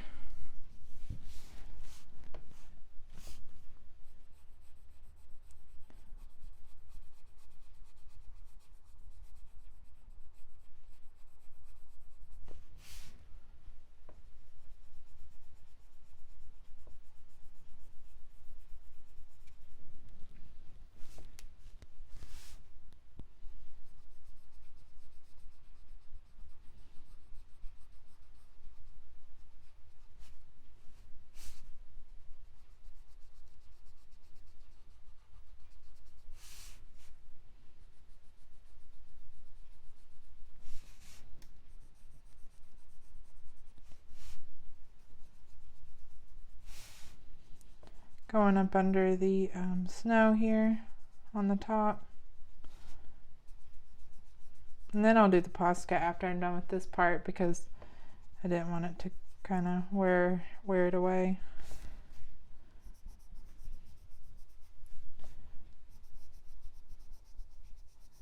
Just mainly outlining everything with the slate gray.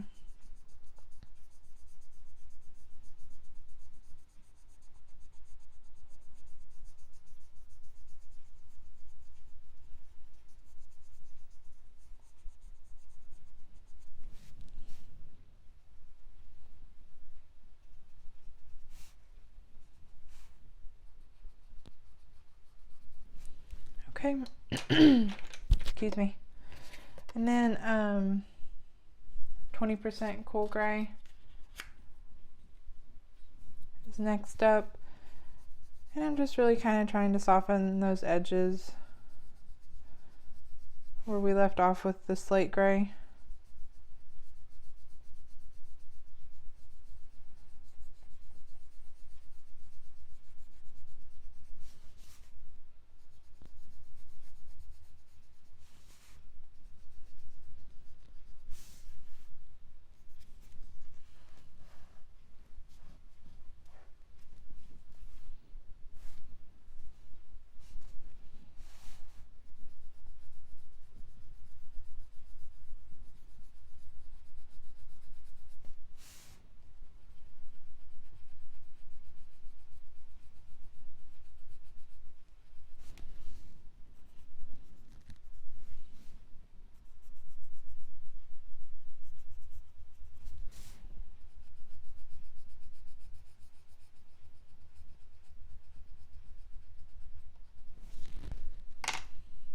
Okay, then I'm going to go in with white and just blend everything together.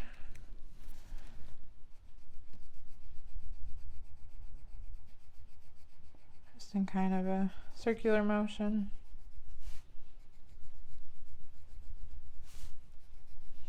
With a good amount of pressure.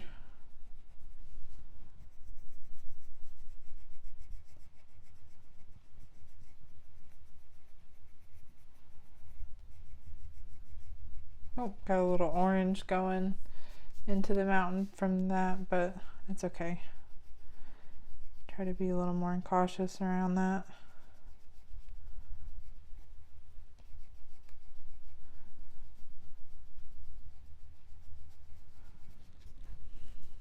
Get behind here a little bit more.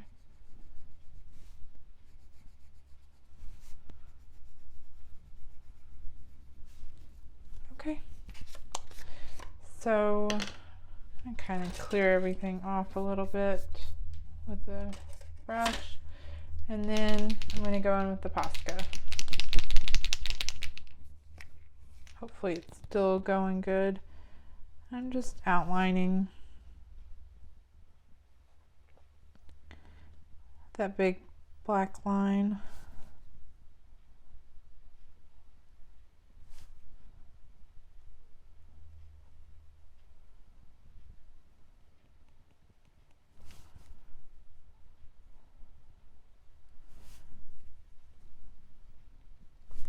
Then I'm going to go on the bottom part here.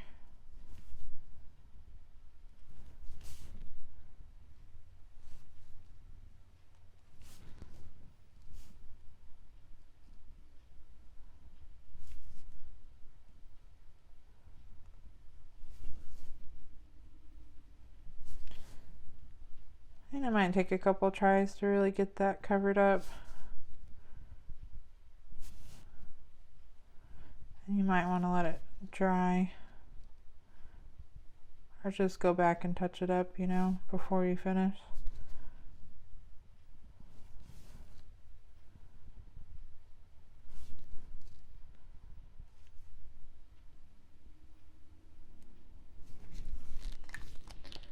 All right, one more mountain down, one more to go.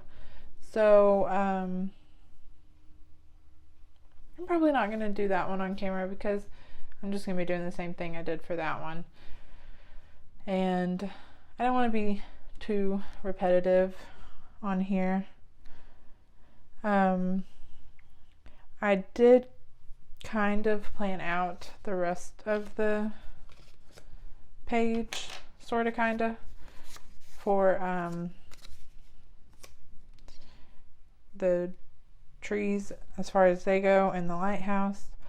I think I'm going to be pretty boring and basic and just do, you know, I know these are unique things right here, but I'm just going to do regular old brown for the bark or the tree trunk and stuff, because, you know, I can't really think of anything else to do it. But I'm going to try and go on the light side so it's not too, doesn't clash too much. But there's a closer look at our mountains and everything up top.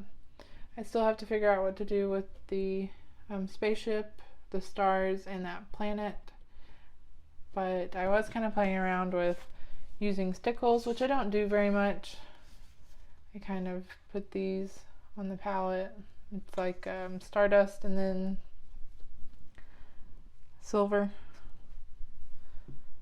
So I don't know, we'll see. All right, I'm gonna stay focused and quit talking about it and actually get going with it. So we're gonna work on this one right here, I think.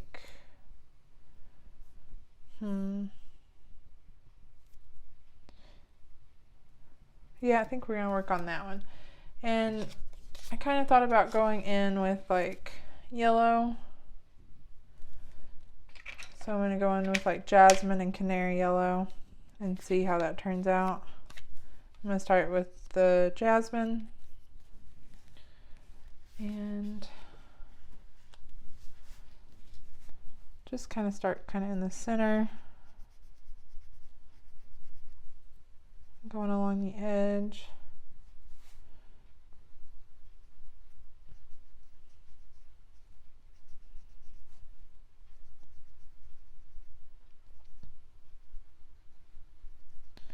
Around the eyes.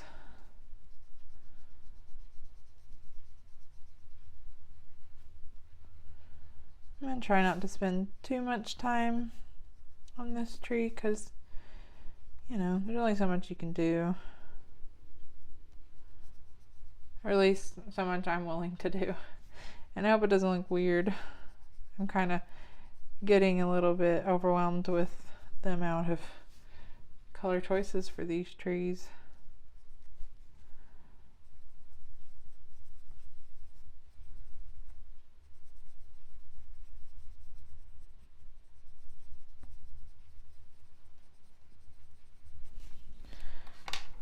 Alright, so canary yellow. Just going to take this and lightly go over the whole thing.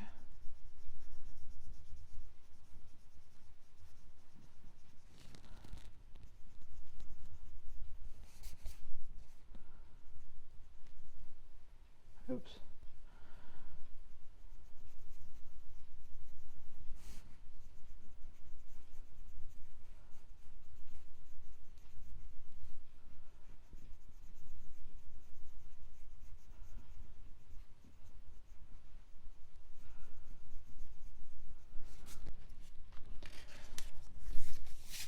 And hopefully it's not too distracting, the fact that that is yellow. Maybe I'll put a little bit of vermilion in there. Kind of tone it down a bit. Could be a mistake, I don't know. Just kind of going over in certain places, adding this in there. I think I do like it a little bit better doing that. At least it's tying in the colors down here. And I plan on doing some of these orange as well.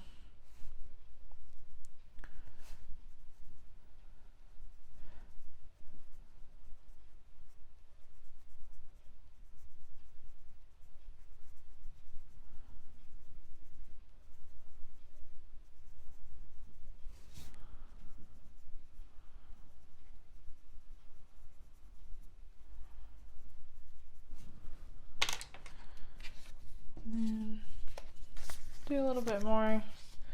I'm kind of warming everything up where it's not so bright with the jasmine. And I'm just going over everything again.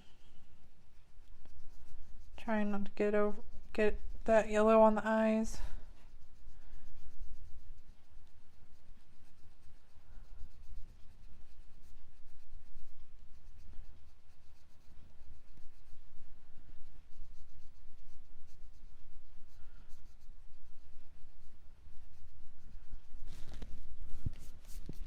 Yeah, I think that's a little better. It's not quite so in your face with the yellow.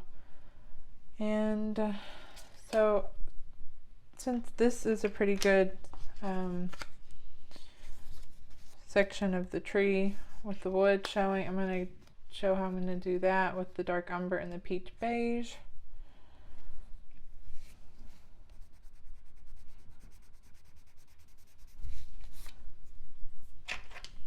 And I'm not going to use too much of the dark umber because I don't want it to be too dark, but so I'm just going to kind of go along the edges with this and being really light-handed with it.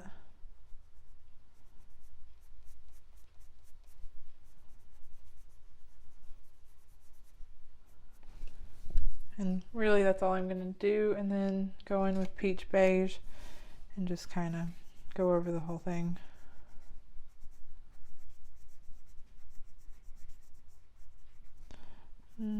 So that's it. And I'll do a few down here also.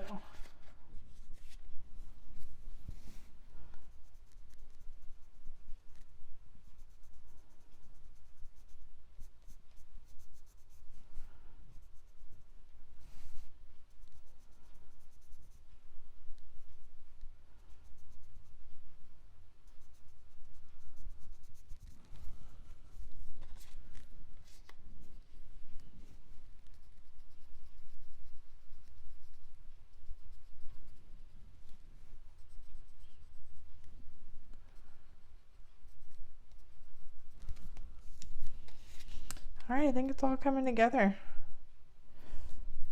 Might as well, I guess, do these two because it's only taking a second. So just kind of leave those out. I'm using those two colors and doing all the trees trunks here. One last thing I'll have to do in a minute.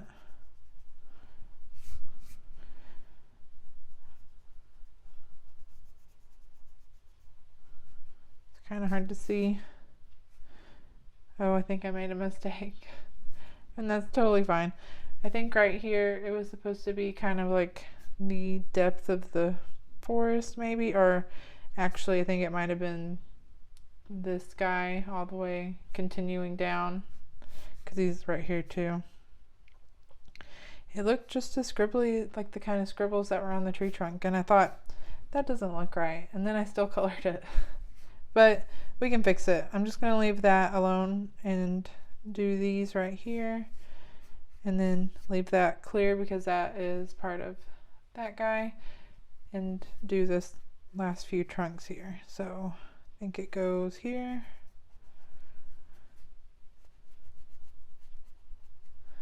But mistakes do happen. Okay. And then peach beige. Just going to do the center part here. Kind of leave that alone. I'll probably get the eraser to it.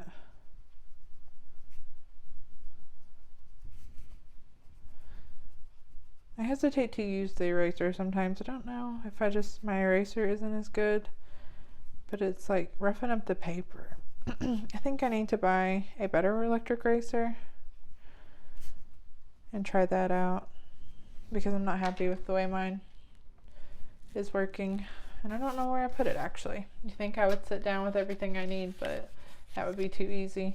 So the tree trunks are done, and my mistake was coloring the bottom of this guy's body or whatever down here and thinking it was a tree trunk when it was just that one. But I was trying to remember what color I decided on coloring. I think blue. So we'll make it work.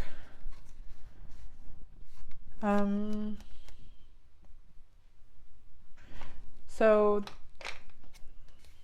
let's kind of finish this side.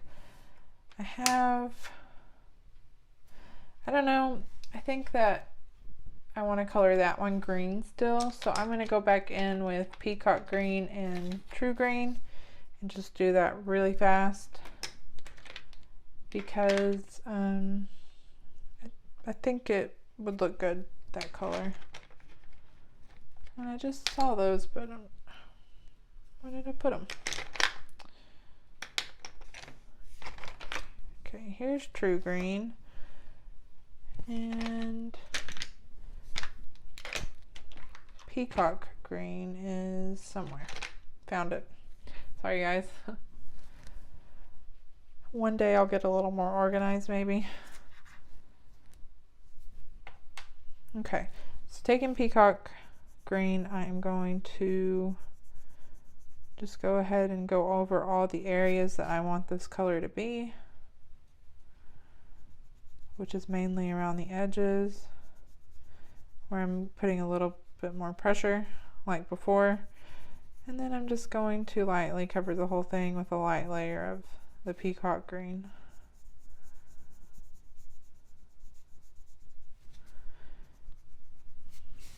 And then going up under where it overlaps.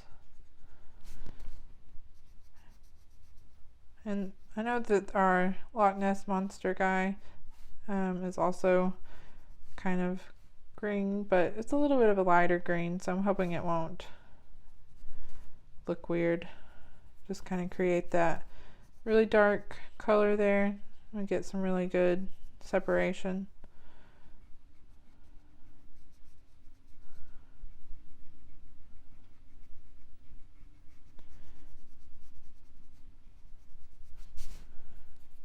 And going over top. And the whole thing with that light layer of it.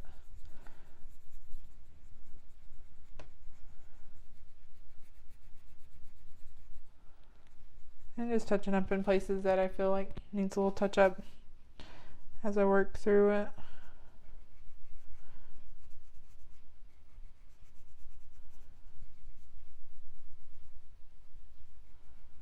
Okay, got a little bit on that. This kind of reminds me of a cloud, so maybe I will do a similar thing to that as I did for the tops of the mountains. And then True Green is the next color.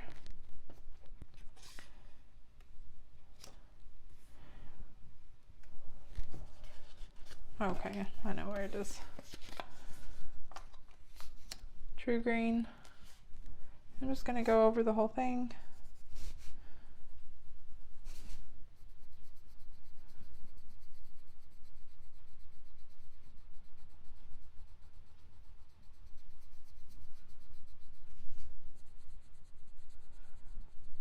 It would have been cute to give some of these like little flush cheeks or something, like little blush.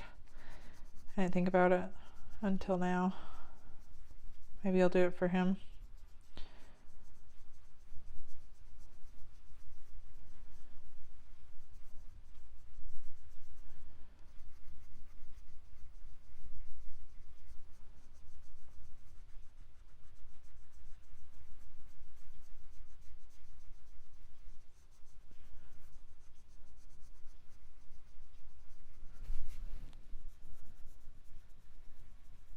All right. Okay, we're going to work on this, and I'm going to be using light aqua, maybe a bit of aquamarine and white. And let's try to go over with blush pink and see how that looks. I think it'll be cute.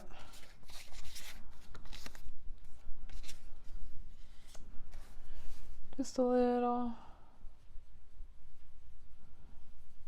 touch of it here, and then a little touch of it here, just kind of in the corners of the eyes.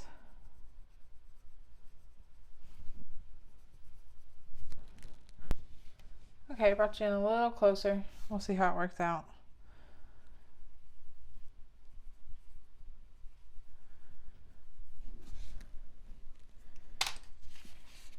All right, the darkest color is aquamarine.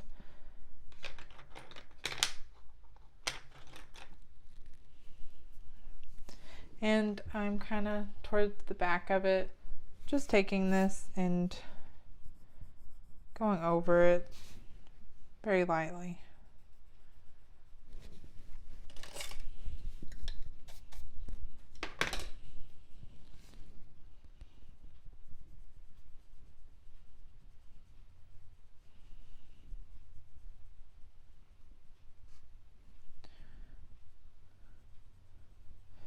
Not taking it all the way to the edge of the little curved parts here.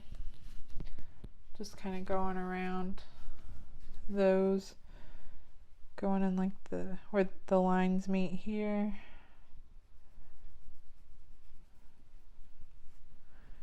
And here, and going around. And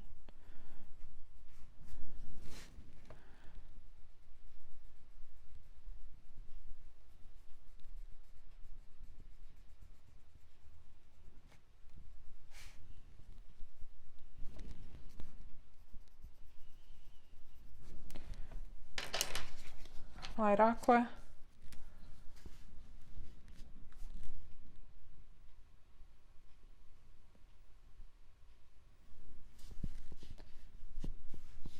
Making sure it's not getting too blurry. I'm very paranoid that I will not notice that y'all are out of focus.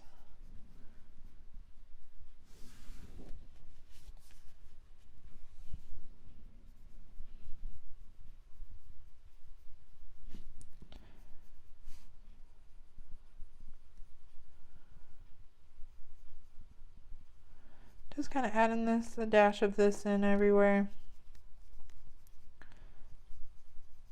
Bringing in that lighter blue tone.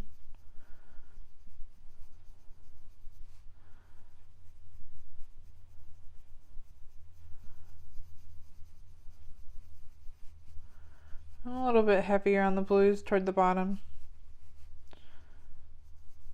and a little bit lighter as I go towards the top.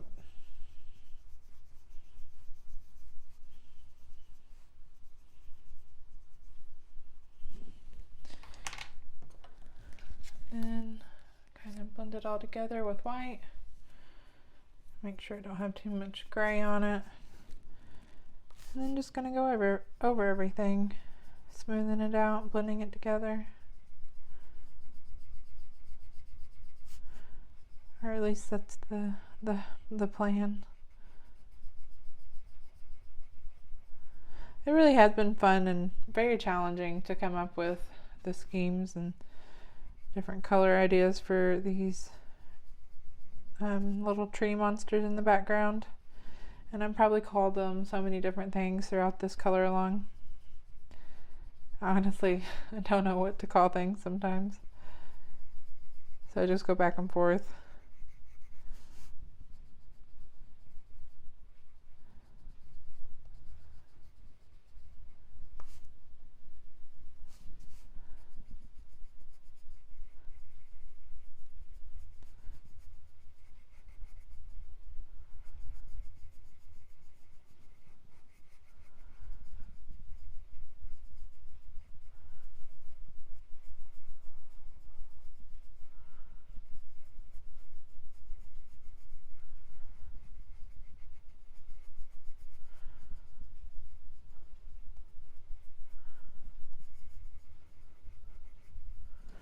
Alright, I like that.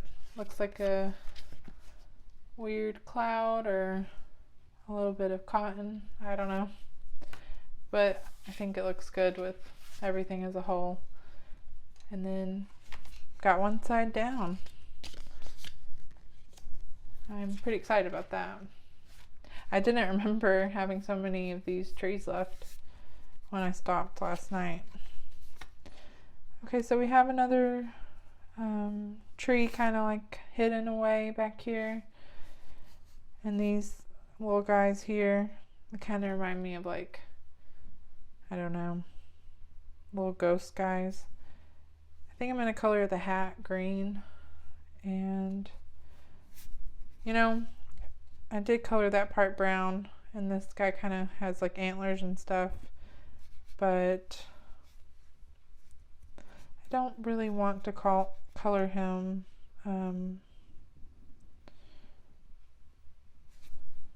brown, but I may end up, I don't know, we'll see. So I'm just gonna stop, talking y'all's ear off about different color schemes for these, and we're just gonna go with orange and pale vermilion and start with these two. I kind of want to bring in, this orange and purpley colors for that. So I'm going to start with the orange. I'm going to do pale vermilion and trying to decide. I guess pale vermilion is quite a bit darker, and that's got a little more of a lighter tone to it.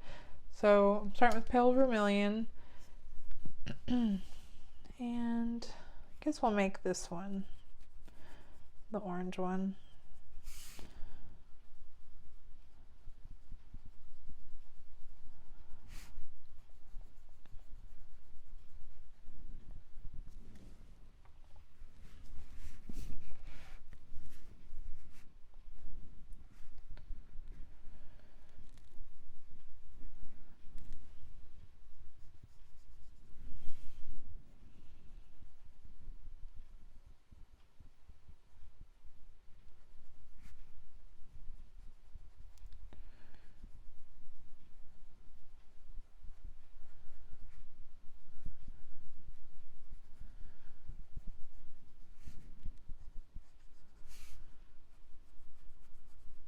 A little bit more pressure along the edge here, kind of under the hat. It's got some real big eyebrows along the edge of the bottom. I'm going to kind of bring it in a little bit closer and then go in with orange and just go over the whole thing.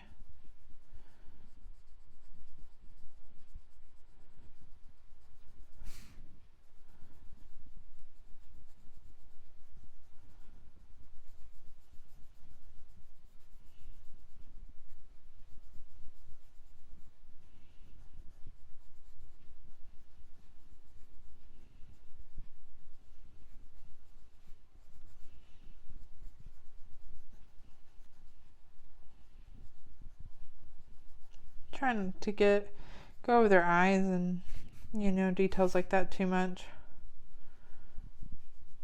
because I do want them to show up.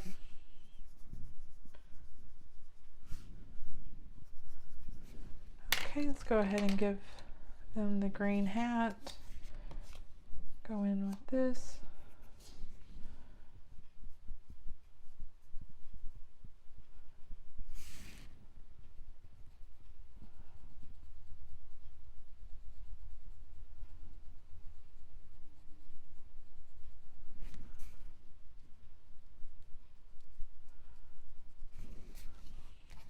And then maybe switch it up with parrot green instead of true green. Let's do a nice light layer.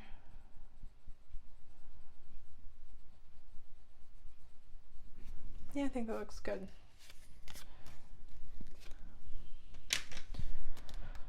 Okay, I know what color I want to color this heart thing, and hopefully it goes better than whatever that is. I think I'm going to go in with magenta. It's not part of my original colors that I planned, but I don't know, I'm kind of running out of steam as far as figuring out how to incorporate those together. So I'm just going to go in with magenta. But it's a nice little purple, pinky red almost. So it should tie in pretty nicely. I'm going to go over the edges with this.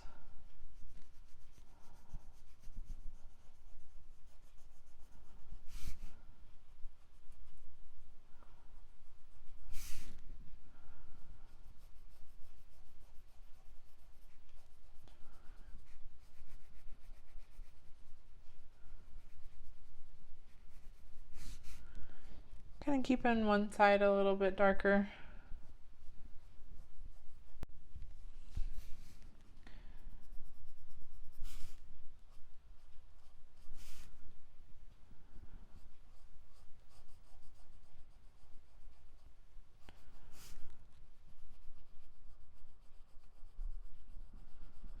Magenta is a color I don't reach for very often. It's a really nice color. It's pretty.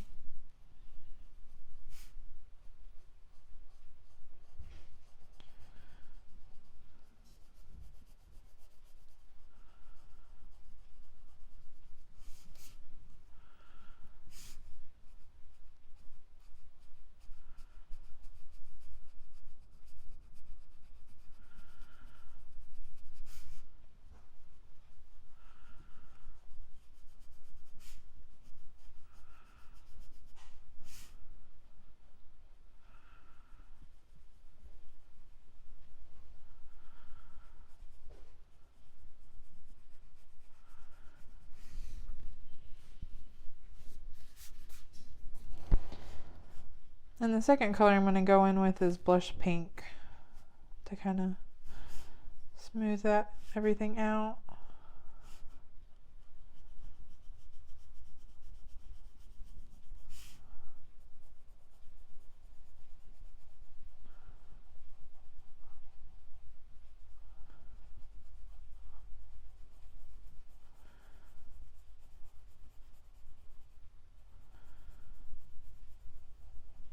Really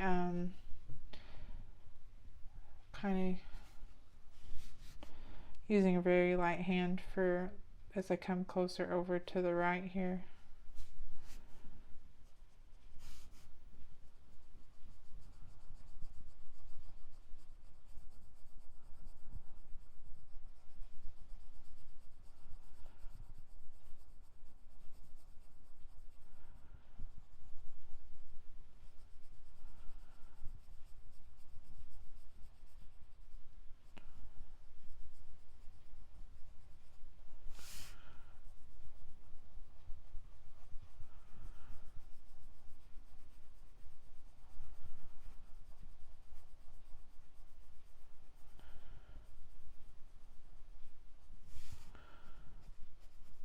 Okay, I think that's looking good enough, and so I'm going to go with blush pink.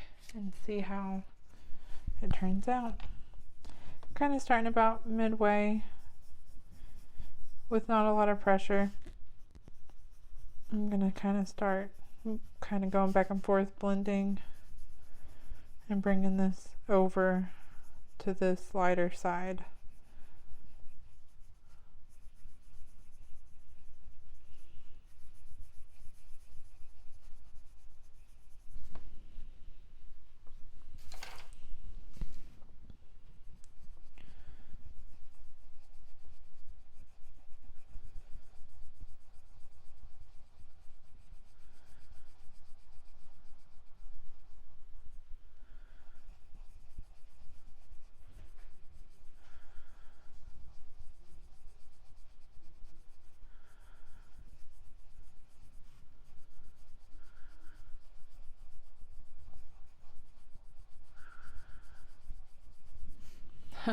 I don't know why I'm spending so much time on this one little tree, but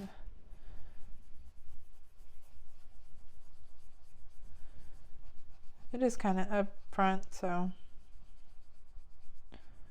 I just had a certain, picture in my mind how I wanted it done.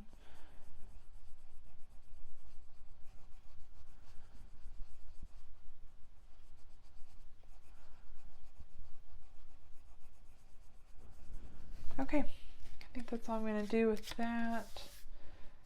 And I know I kind of stopped right there, but I was kind of still debating what color to finish this one with. I know I don't want this to be green because it'll look too much like the monster here. So I think I'm going to go purple with that. It's not, the biggest part of a tree. I'm going with Imperial Violet.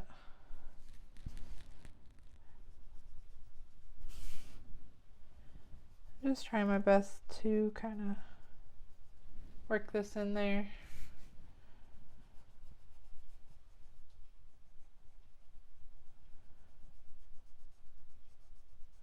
Doesn't have to be perfect.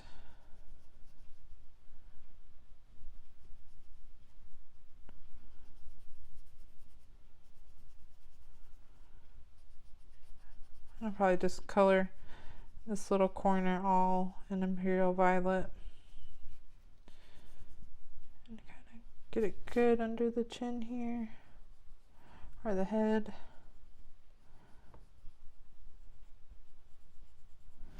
And then let's go in with Amethyst. See how that looks.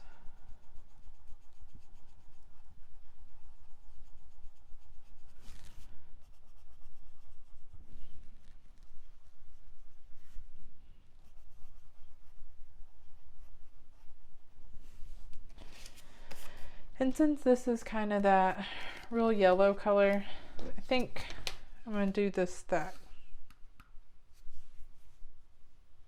tie that in a little bit more. It may look weird, I don't know. I'm just trying to throw everything at it, I guess. Got jasmine.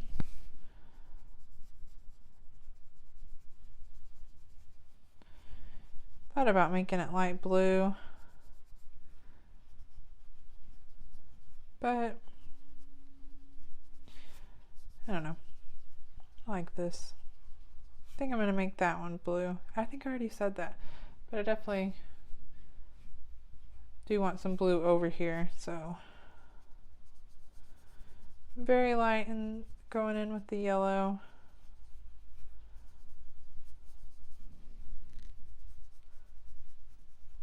Real light layer.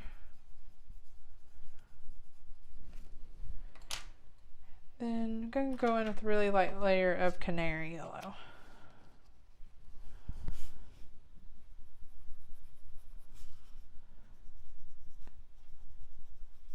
Make the arms stand out a little bit.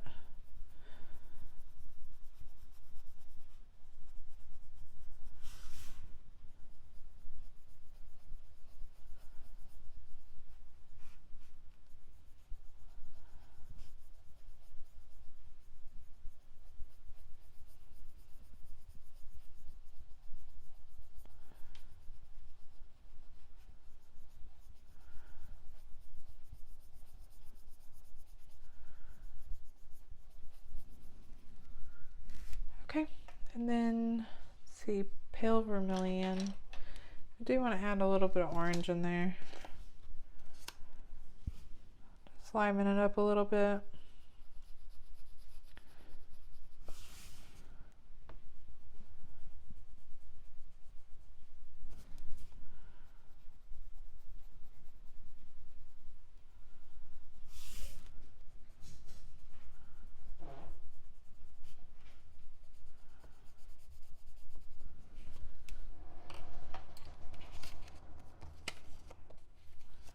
And jasmine.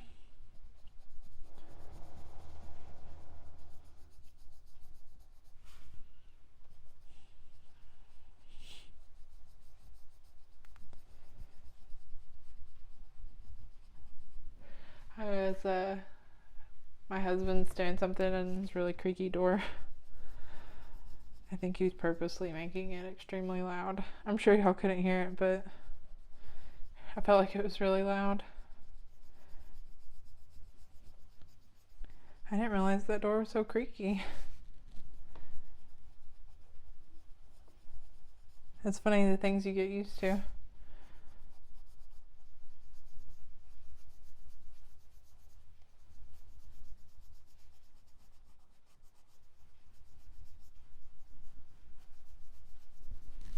Okay. I think that's looking good. Hopefully it's not too weird with the yellow.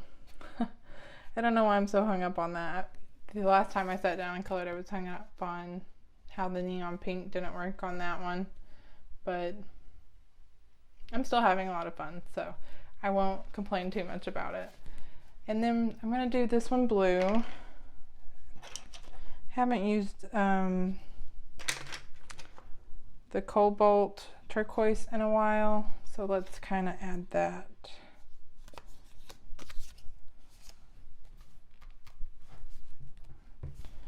So gotta sharpen that one. Taking cobalt turquoise, I'm gonna go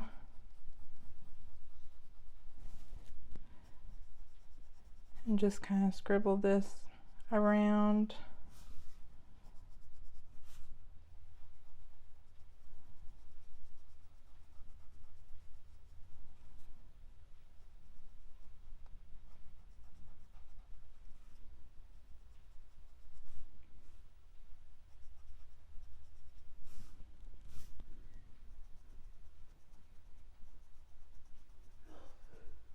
Try to salvage this without an eraser, but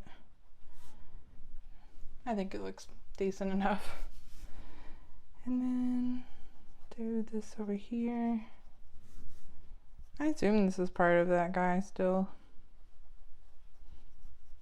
The only part that's like that. Okay, and then light aqua.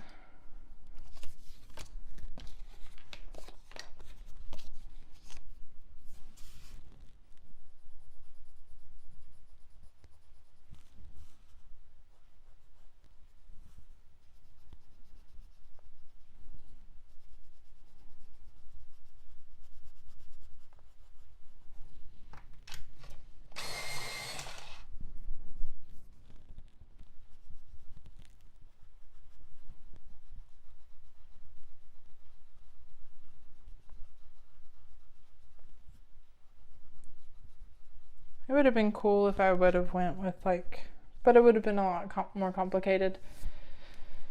I don't remember my reasoning behind the sunset type sky because there's obviously stars, but I don't know. It's been a while since I have, when I first started this and when I picked it back up, but it would have been cool. My point is to have done like the lighthouse shining, but I didn't think about it.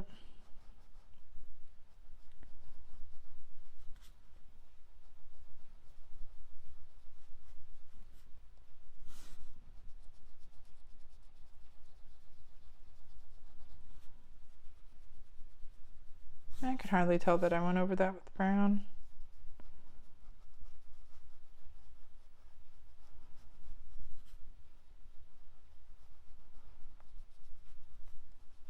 Okay, looking good. So, can't believe that's my last tree. I don't see any more. I just gotta do the lighthouse. And yeah, it does have those. Trying to think what my original plan was. I think I'll just kind of wing it. I'll go with blush pink. Kind of outline it. Add a little bit of that along the edge on one side. And then go in with peach beige. I hope I had that in the screen a minute ago.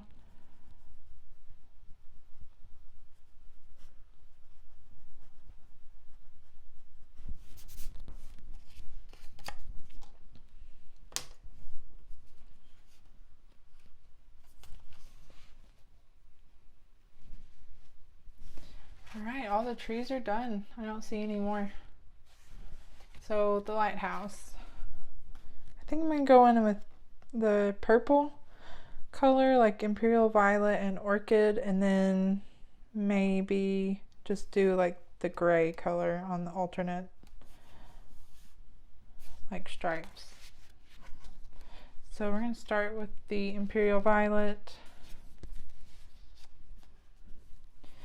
And I'm going to go in on this little corner here and just kind of add that. And then start on this one.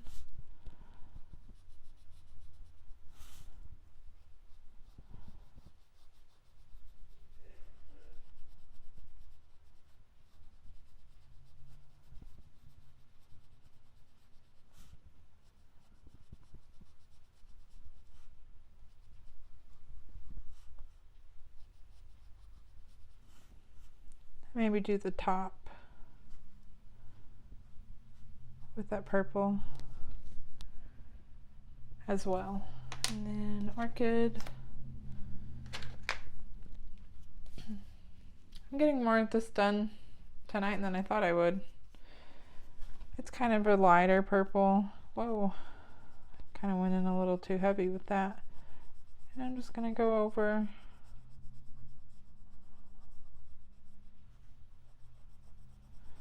blending them together.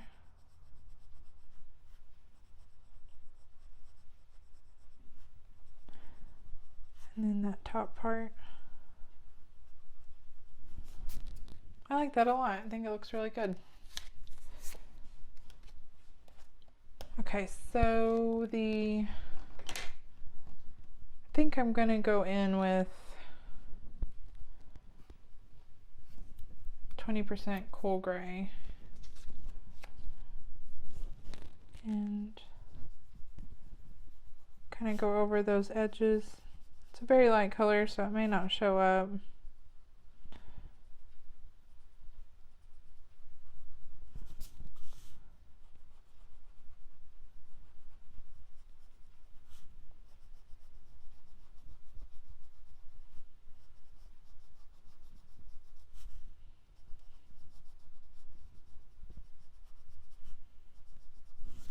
Instead of white, I'm going to blend that out with sky blue light, just to kind of mix it up a little.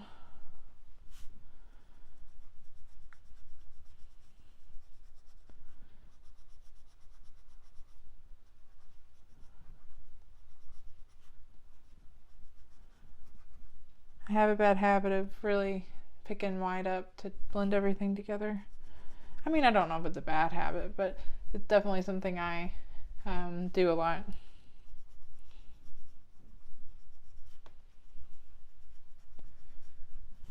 Okay, and since it is a lighthouse, even though it's daytime, I'm gonna go in with canary yellow and just do the tiniest little spot of color in that little window there.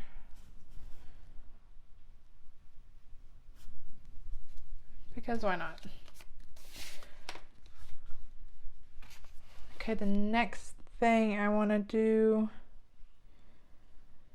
I kind of debated on what to do about this part because you have some sections on the bottom showing, I can't have it looking too much like the water.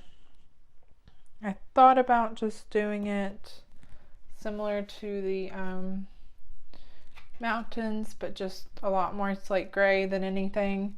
And I think that's what I will do. I started this with my tags kind of organized, and now they've just kind of exploded everywhere. So slate gray, and gotta clear some space off. Okay.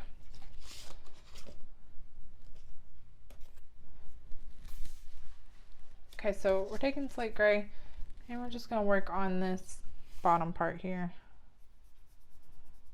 Hopefully don't look too much like the water.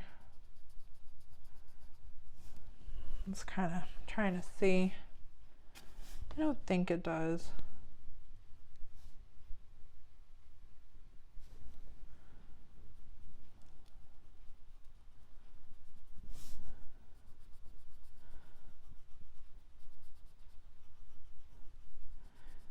I might end up putting a touch of really dark blue. Black would have worked too, you know, black Posca really would have made it kind of pop. I don't know. Decisions on the smallest of things for some reason are what I get stuck on. It's mainly the stuff I'm excited about coloring these things, but it's not as exciting as like coloring, you know, the Loch Ness Monster, which is the first thing I started. And then by the time I get around to these little parts, I'm a little bit scrambling as to what to do.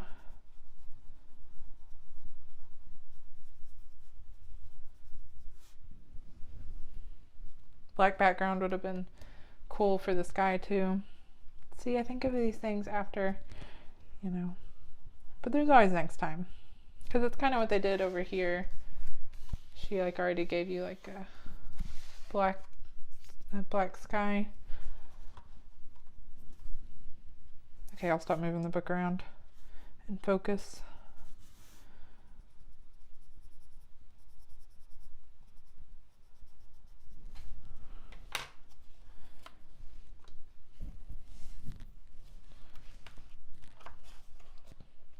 I think that looks good.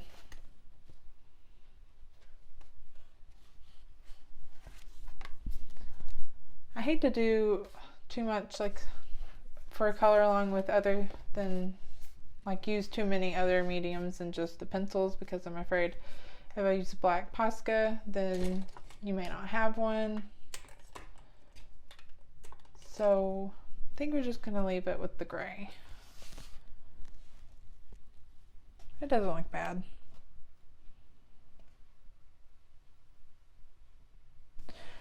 Okay, so all that leaves is the stars, the planet, and the UFO, and this little butterfly creature. I don't know what to color the butterfly creature. Let's see, I think I'm gonna go in with, I'm gonna get off camera real quick, finish this mountain, and while I'm doing that I'm really gonna think hard on what I'm gonna do the rest of the stuff, because we're so close, almost there to finish, you know, almost to finishing the page. So I'm gonna do that real quick and then I'll hop back on. Okay, I'm working on the stars and I'm going in with the cobalt turquoise. Just kind of outlining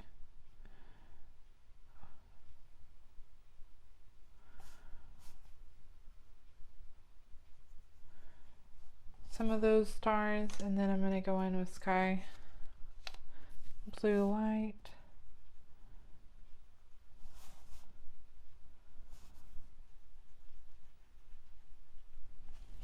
And just kind of blending that color out. But I was afraid if I didn't put the cobalt turquoise in there, it would kind of not stand out enough. And then just doing the same to all of these over here.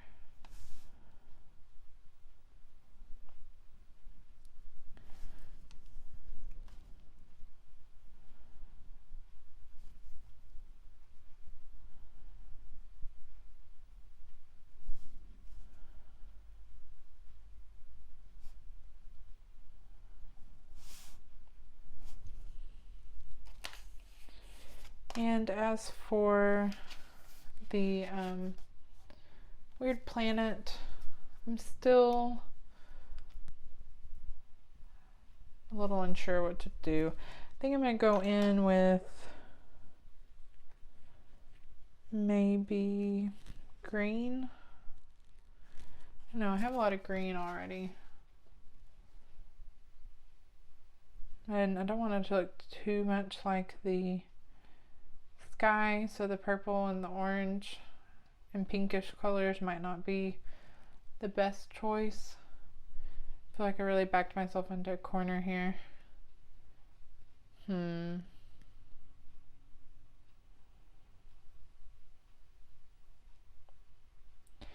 think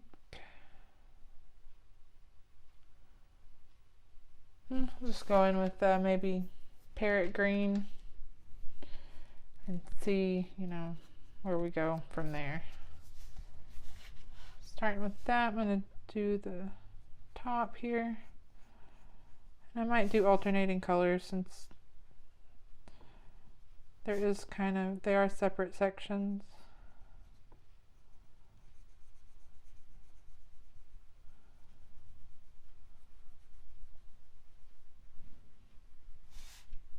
And then I'll do the next section, skipping one and doing this one.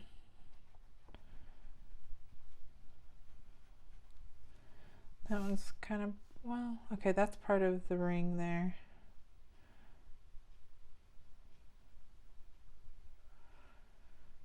So is that,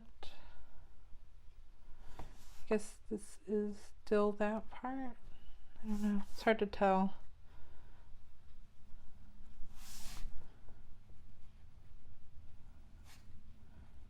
But we'll just make it one big section.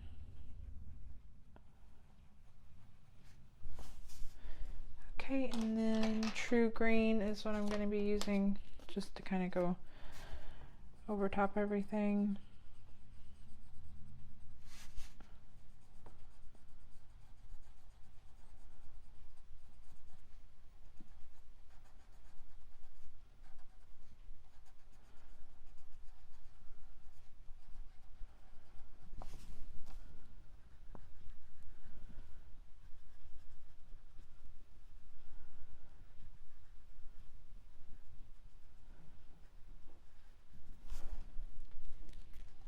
That looks okay. And the next color, I haven't used it in a minute, maybe aquamarine. And then sky blue light. Hopefully they look good together.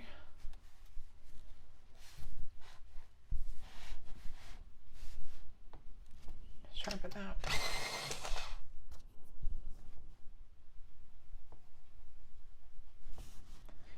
A little bit darker, than the parrot green. And a little bit bluer.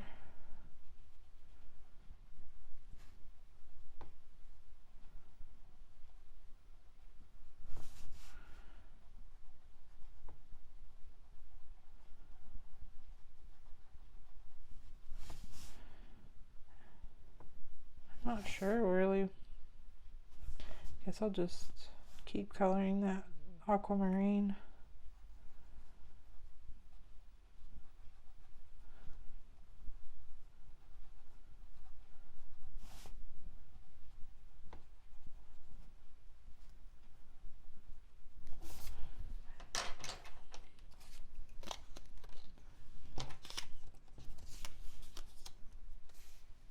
Sky blue light.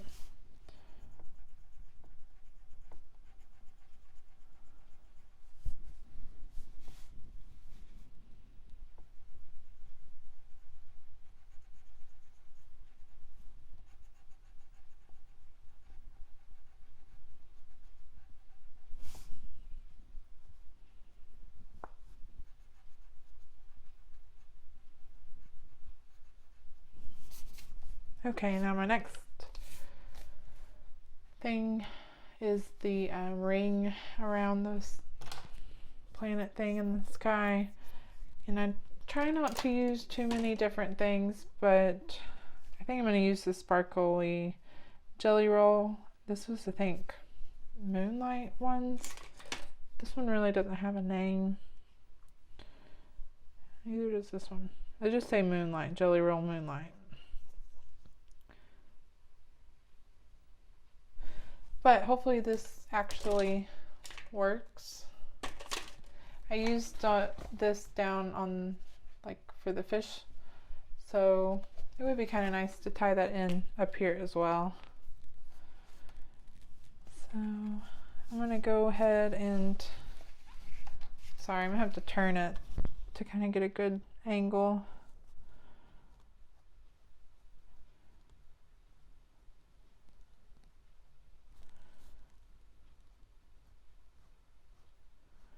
I'm just tracing this ring here.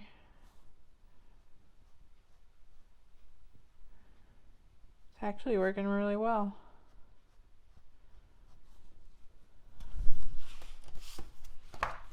Okay, sorry. So that's all I'm going to do for the ring part. And then for the drippy off parts, I'm going to go in with the lighter, like orchid, and just do those a light color. Kind of mix it up a little bit.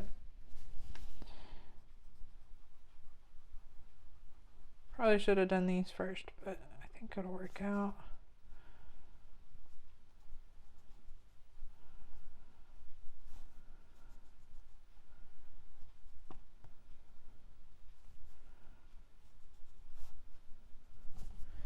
Okay, that's done. I had no idea what I was doing for that particular part, but I think it turned out as good as I could hope it to turn out. And I'm really debating whether or not the stars need stickles. I really want to put stickles on there. I don't know. Okay, let's focus on getting this done. So the spaceship, definitely gonna go in with purple. I got Imperial Violet. And I'm going to go pretty heavy with the Imperial Violet. It's going to look similar to the lighthouse combination I did. I was going to do just like gray, but then I thought I really want to do a purple, so.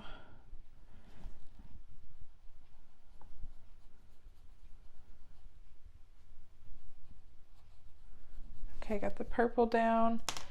And actually, I think I'm going to go in with white to kind of make it look a little bit metallic-y, since it is a spaceship.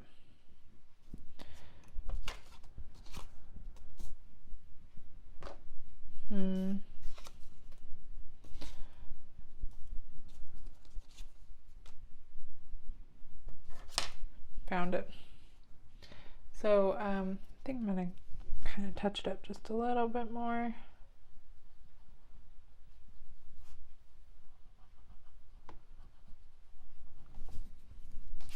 And then go in with white. Make sure I cleaned it off. And just go into that center part here.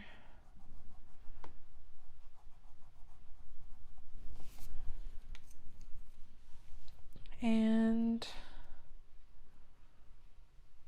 kind of maybe do the same thing with this part as well.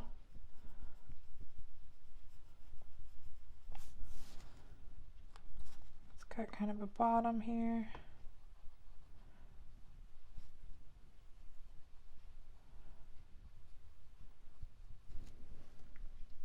This is Imperial Violet, by the way. Sorry, guys.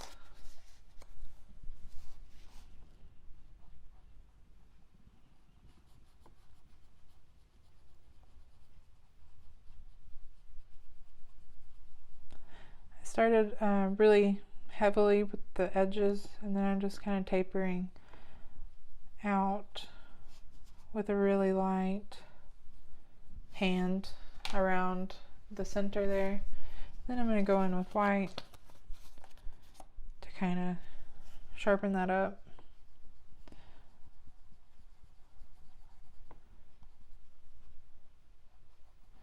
make it look a little more like metal, I guess, kind of. Now, I covered up the little dots here, so what I was thinking is using stickles maybe to just kind of bring those back. If I'm a little scared now. I'm not very precise with the stickles. Okay, there's a dot. There's a dot.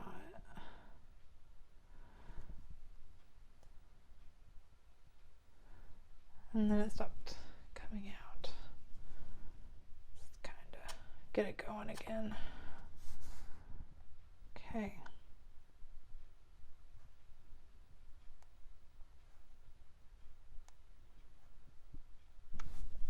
Okay, I think that's good enough. Stickles kind of scare me, so. And since I got a little bit of sparkle going on with the spaceship and the ring around the planet in the distance, I think I'm going to leave the stars as they are. I think that that's just enough embellishment to, you know, add a little bit of something to the page. So the little butterfly, I'm going to go in with magenta.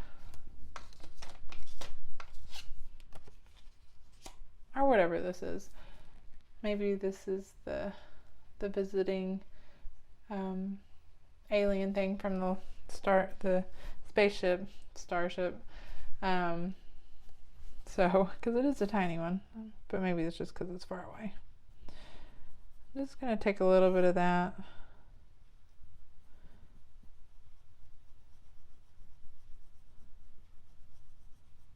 And add it around.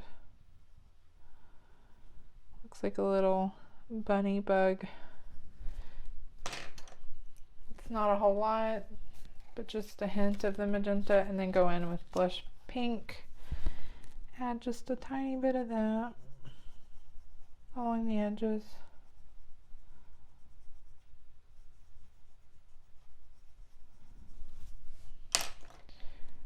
And then I'm gonna go in with white. Got purple on it still, and just kind of blend those together.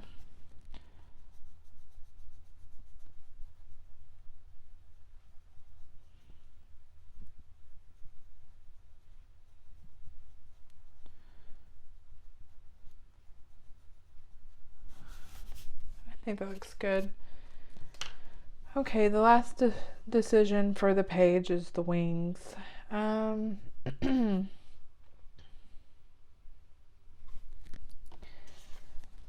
Maybe I already have orange kind of in the sky and purple as well. I guess I'm going to go in with the cobalt turquoise maybe.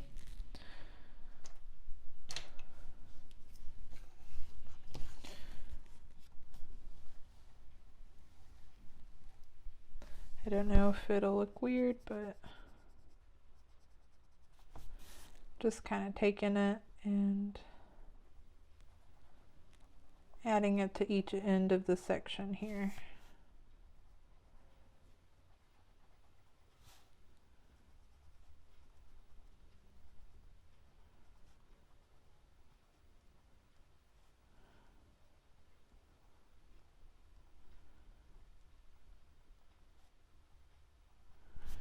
Okay.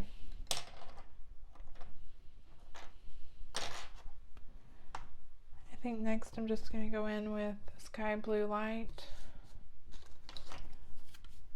and blend all that, blend it out.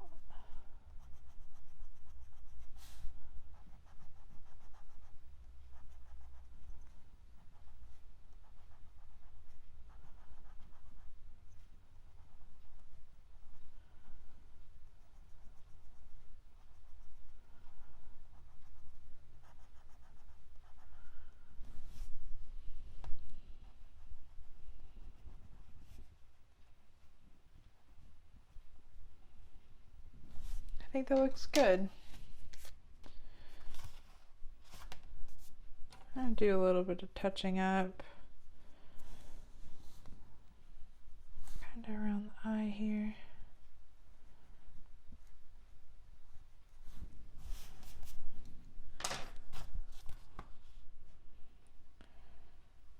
I really think there's not anything else to do, really. I think I'm going to call this one finished. I'm so happy we're finally done. It was a little bit of a challenge, but we're finally finished.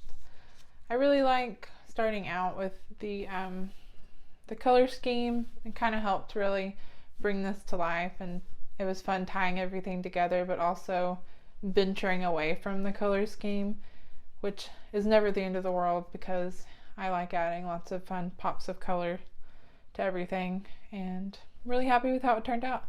I'm sorry again that it took me so long to finish this one, but I'm so glad that I did end up going back to it, even though it's several months later.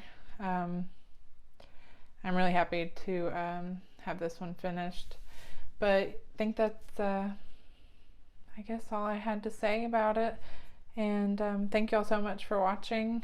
This was a lot of fun, and it was a super cute page. I really love this book, and I'm definitely going to be doing more in this book.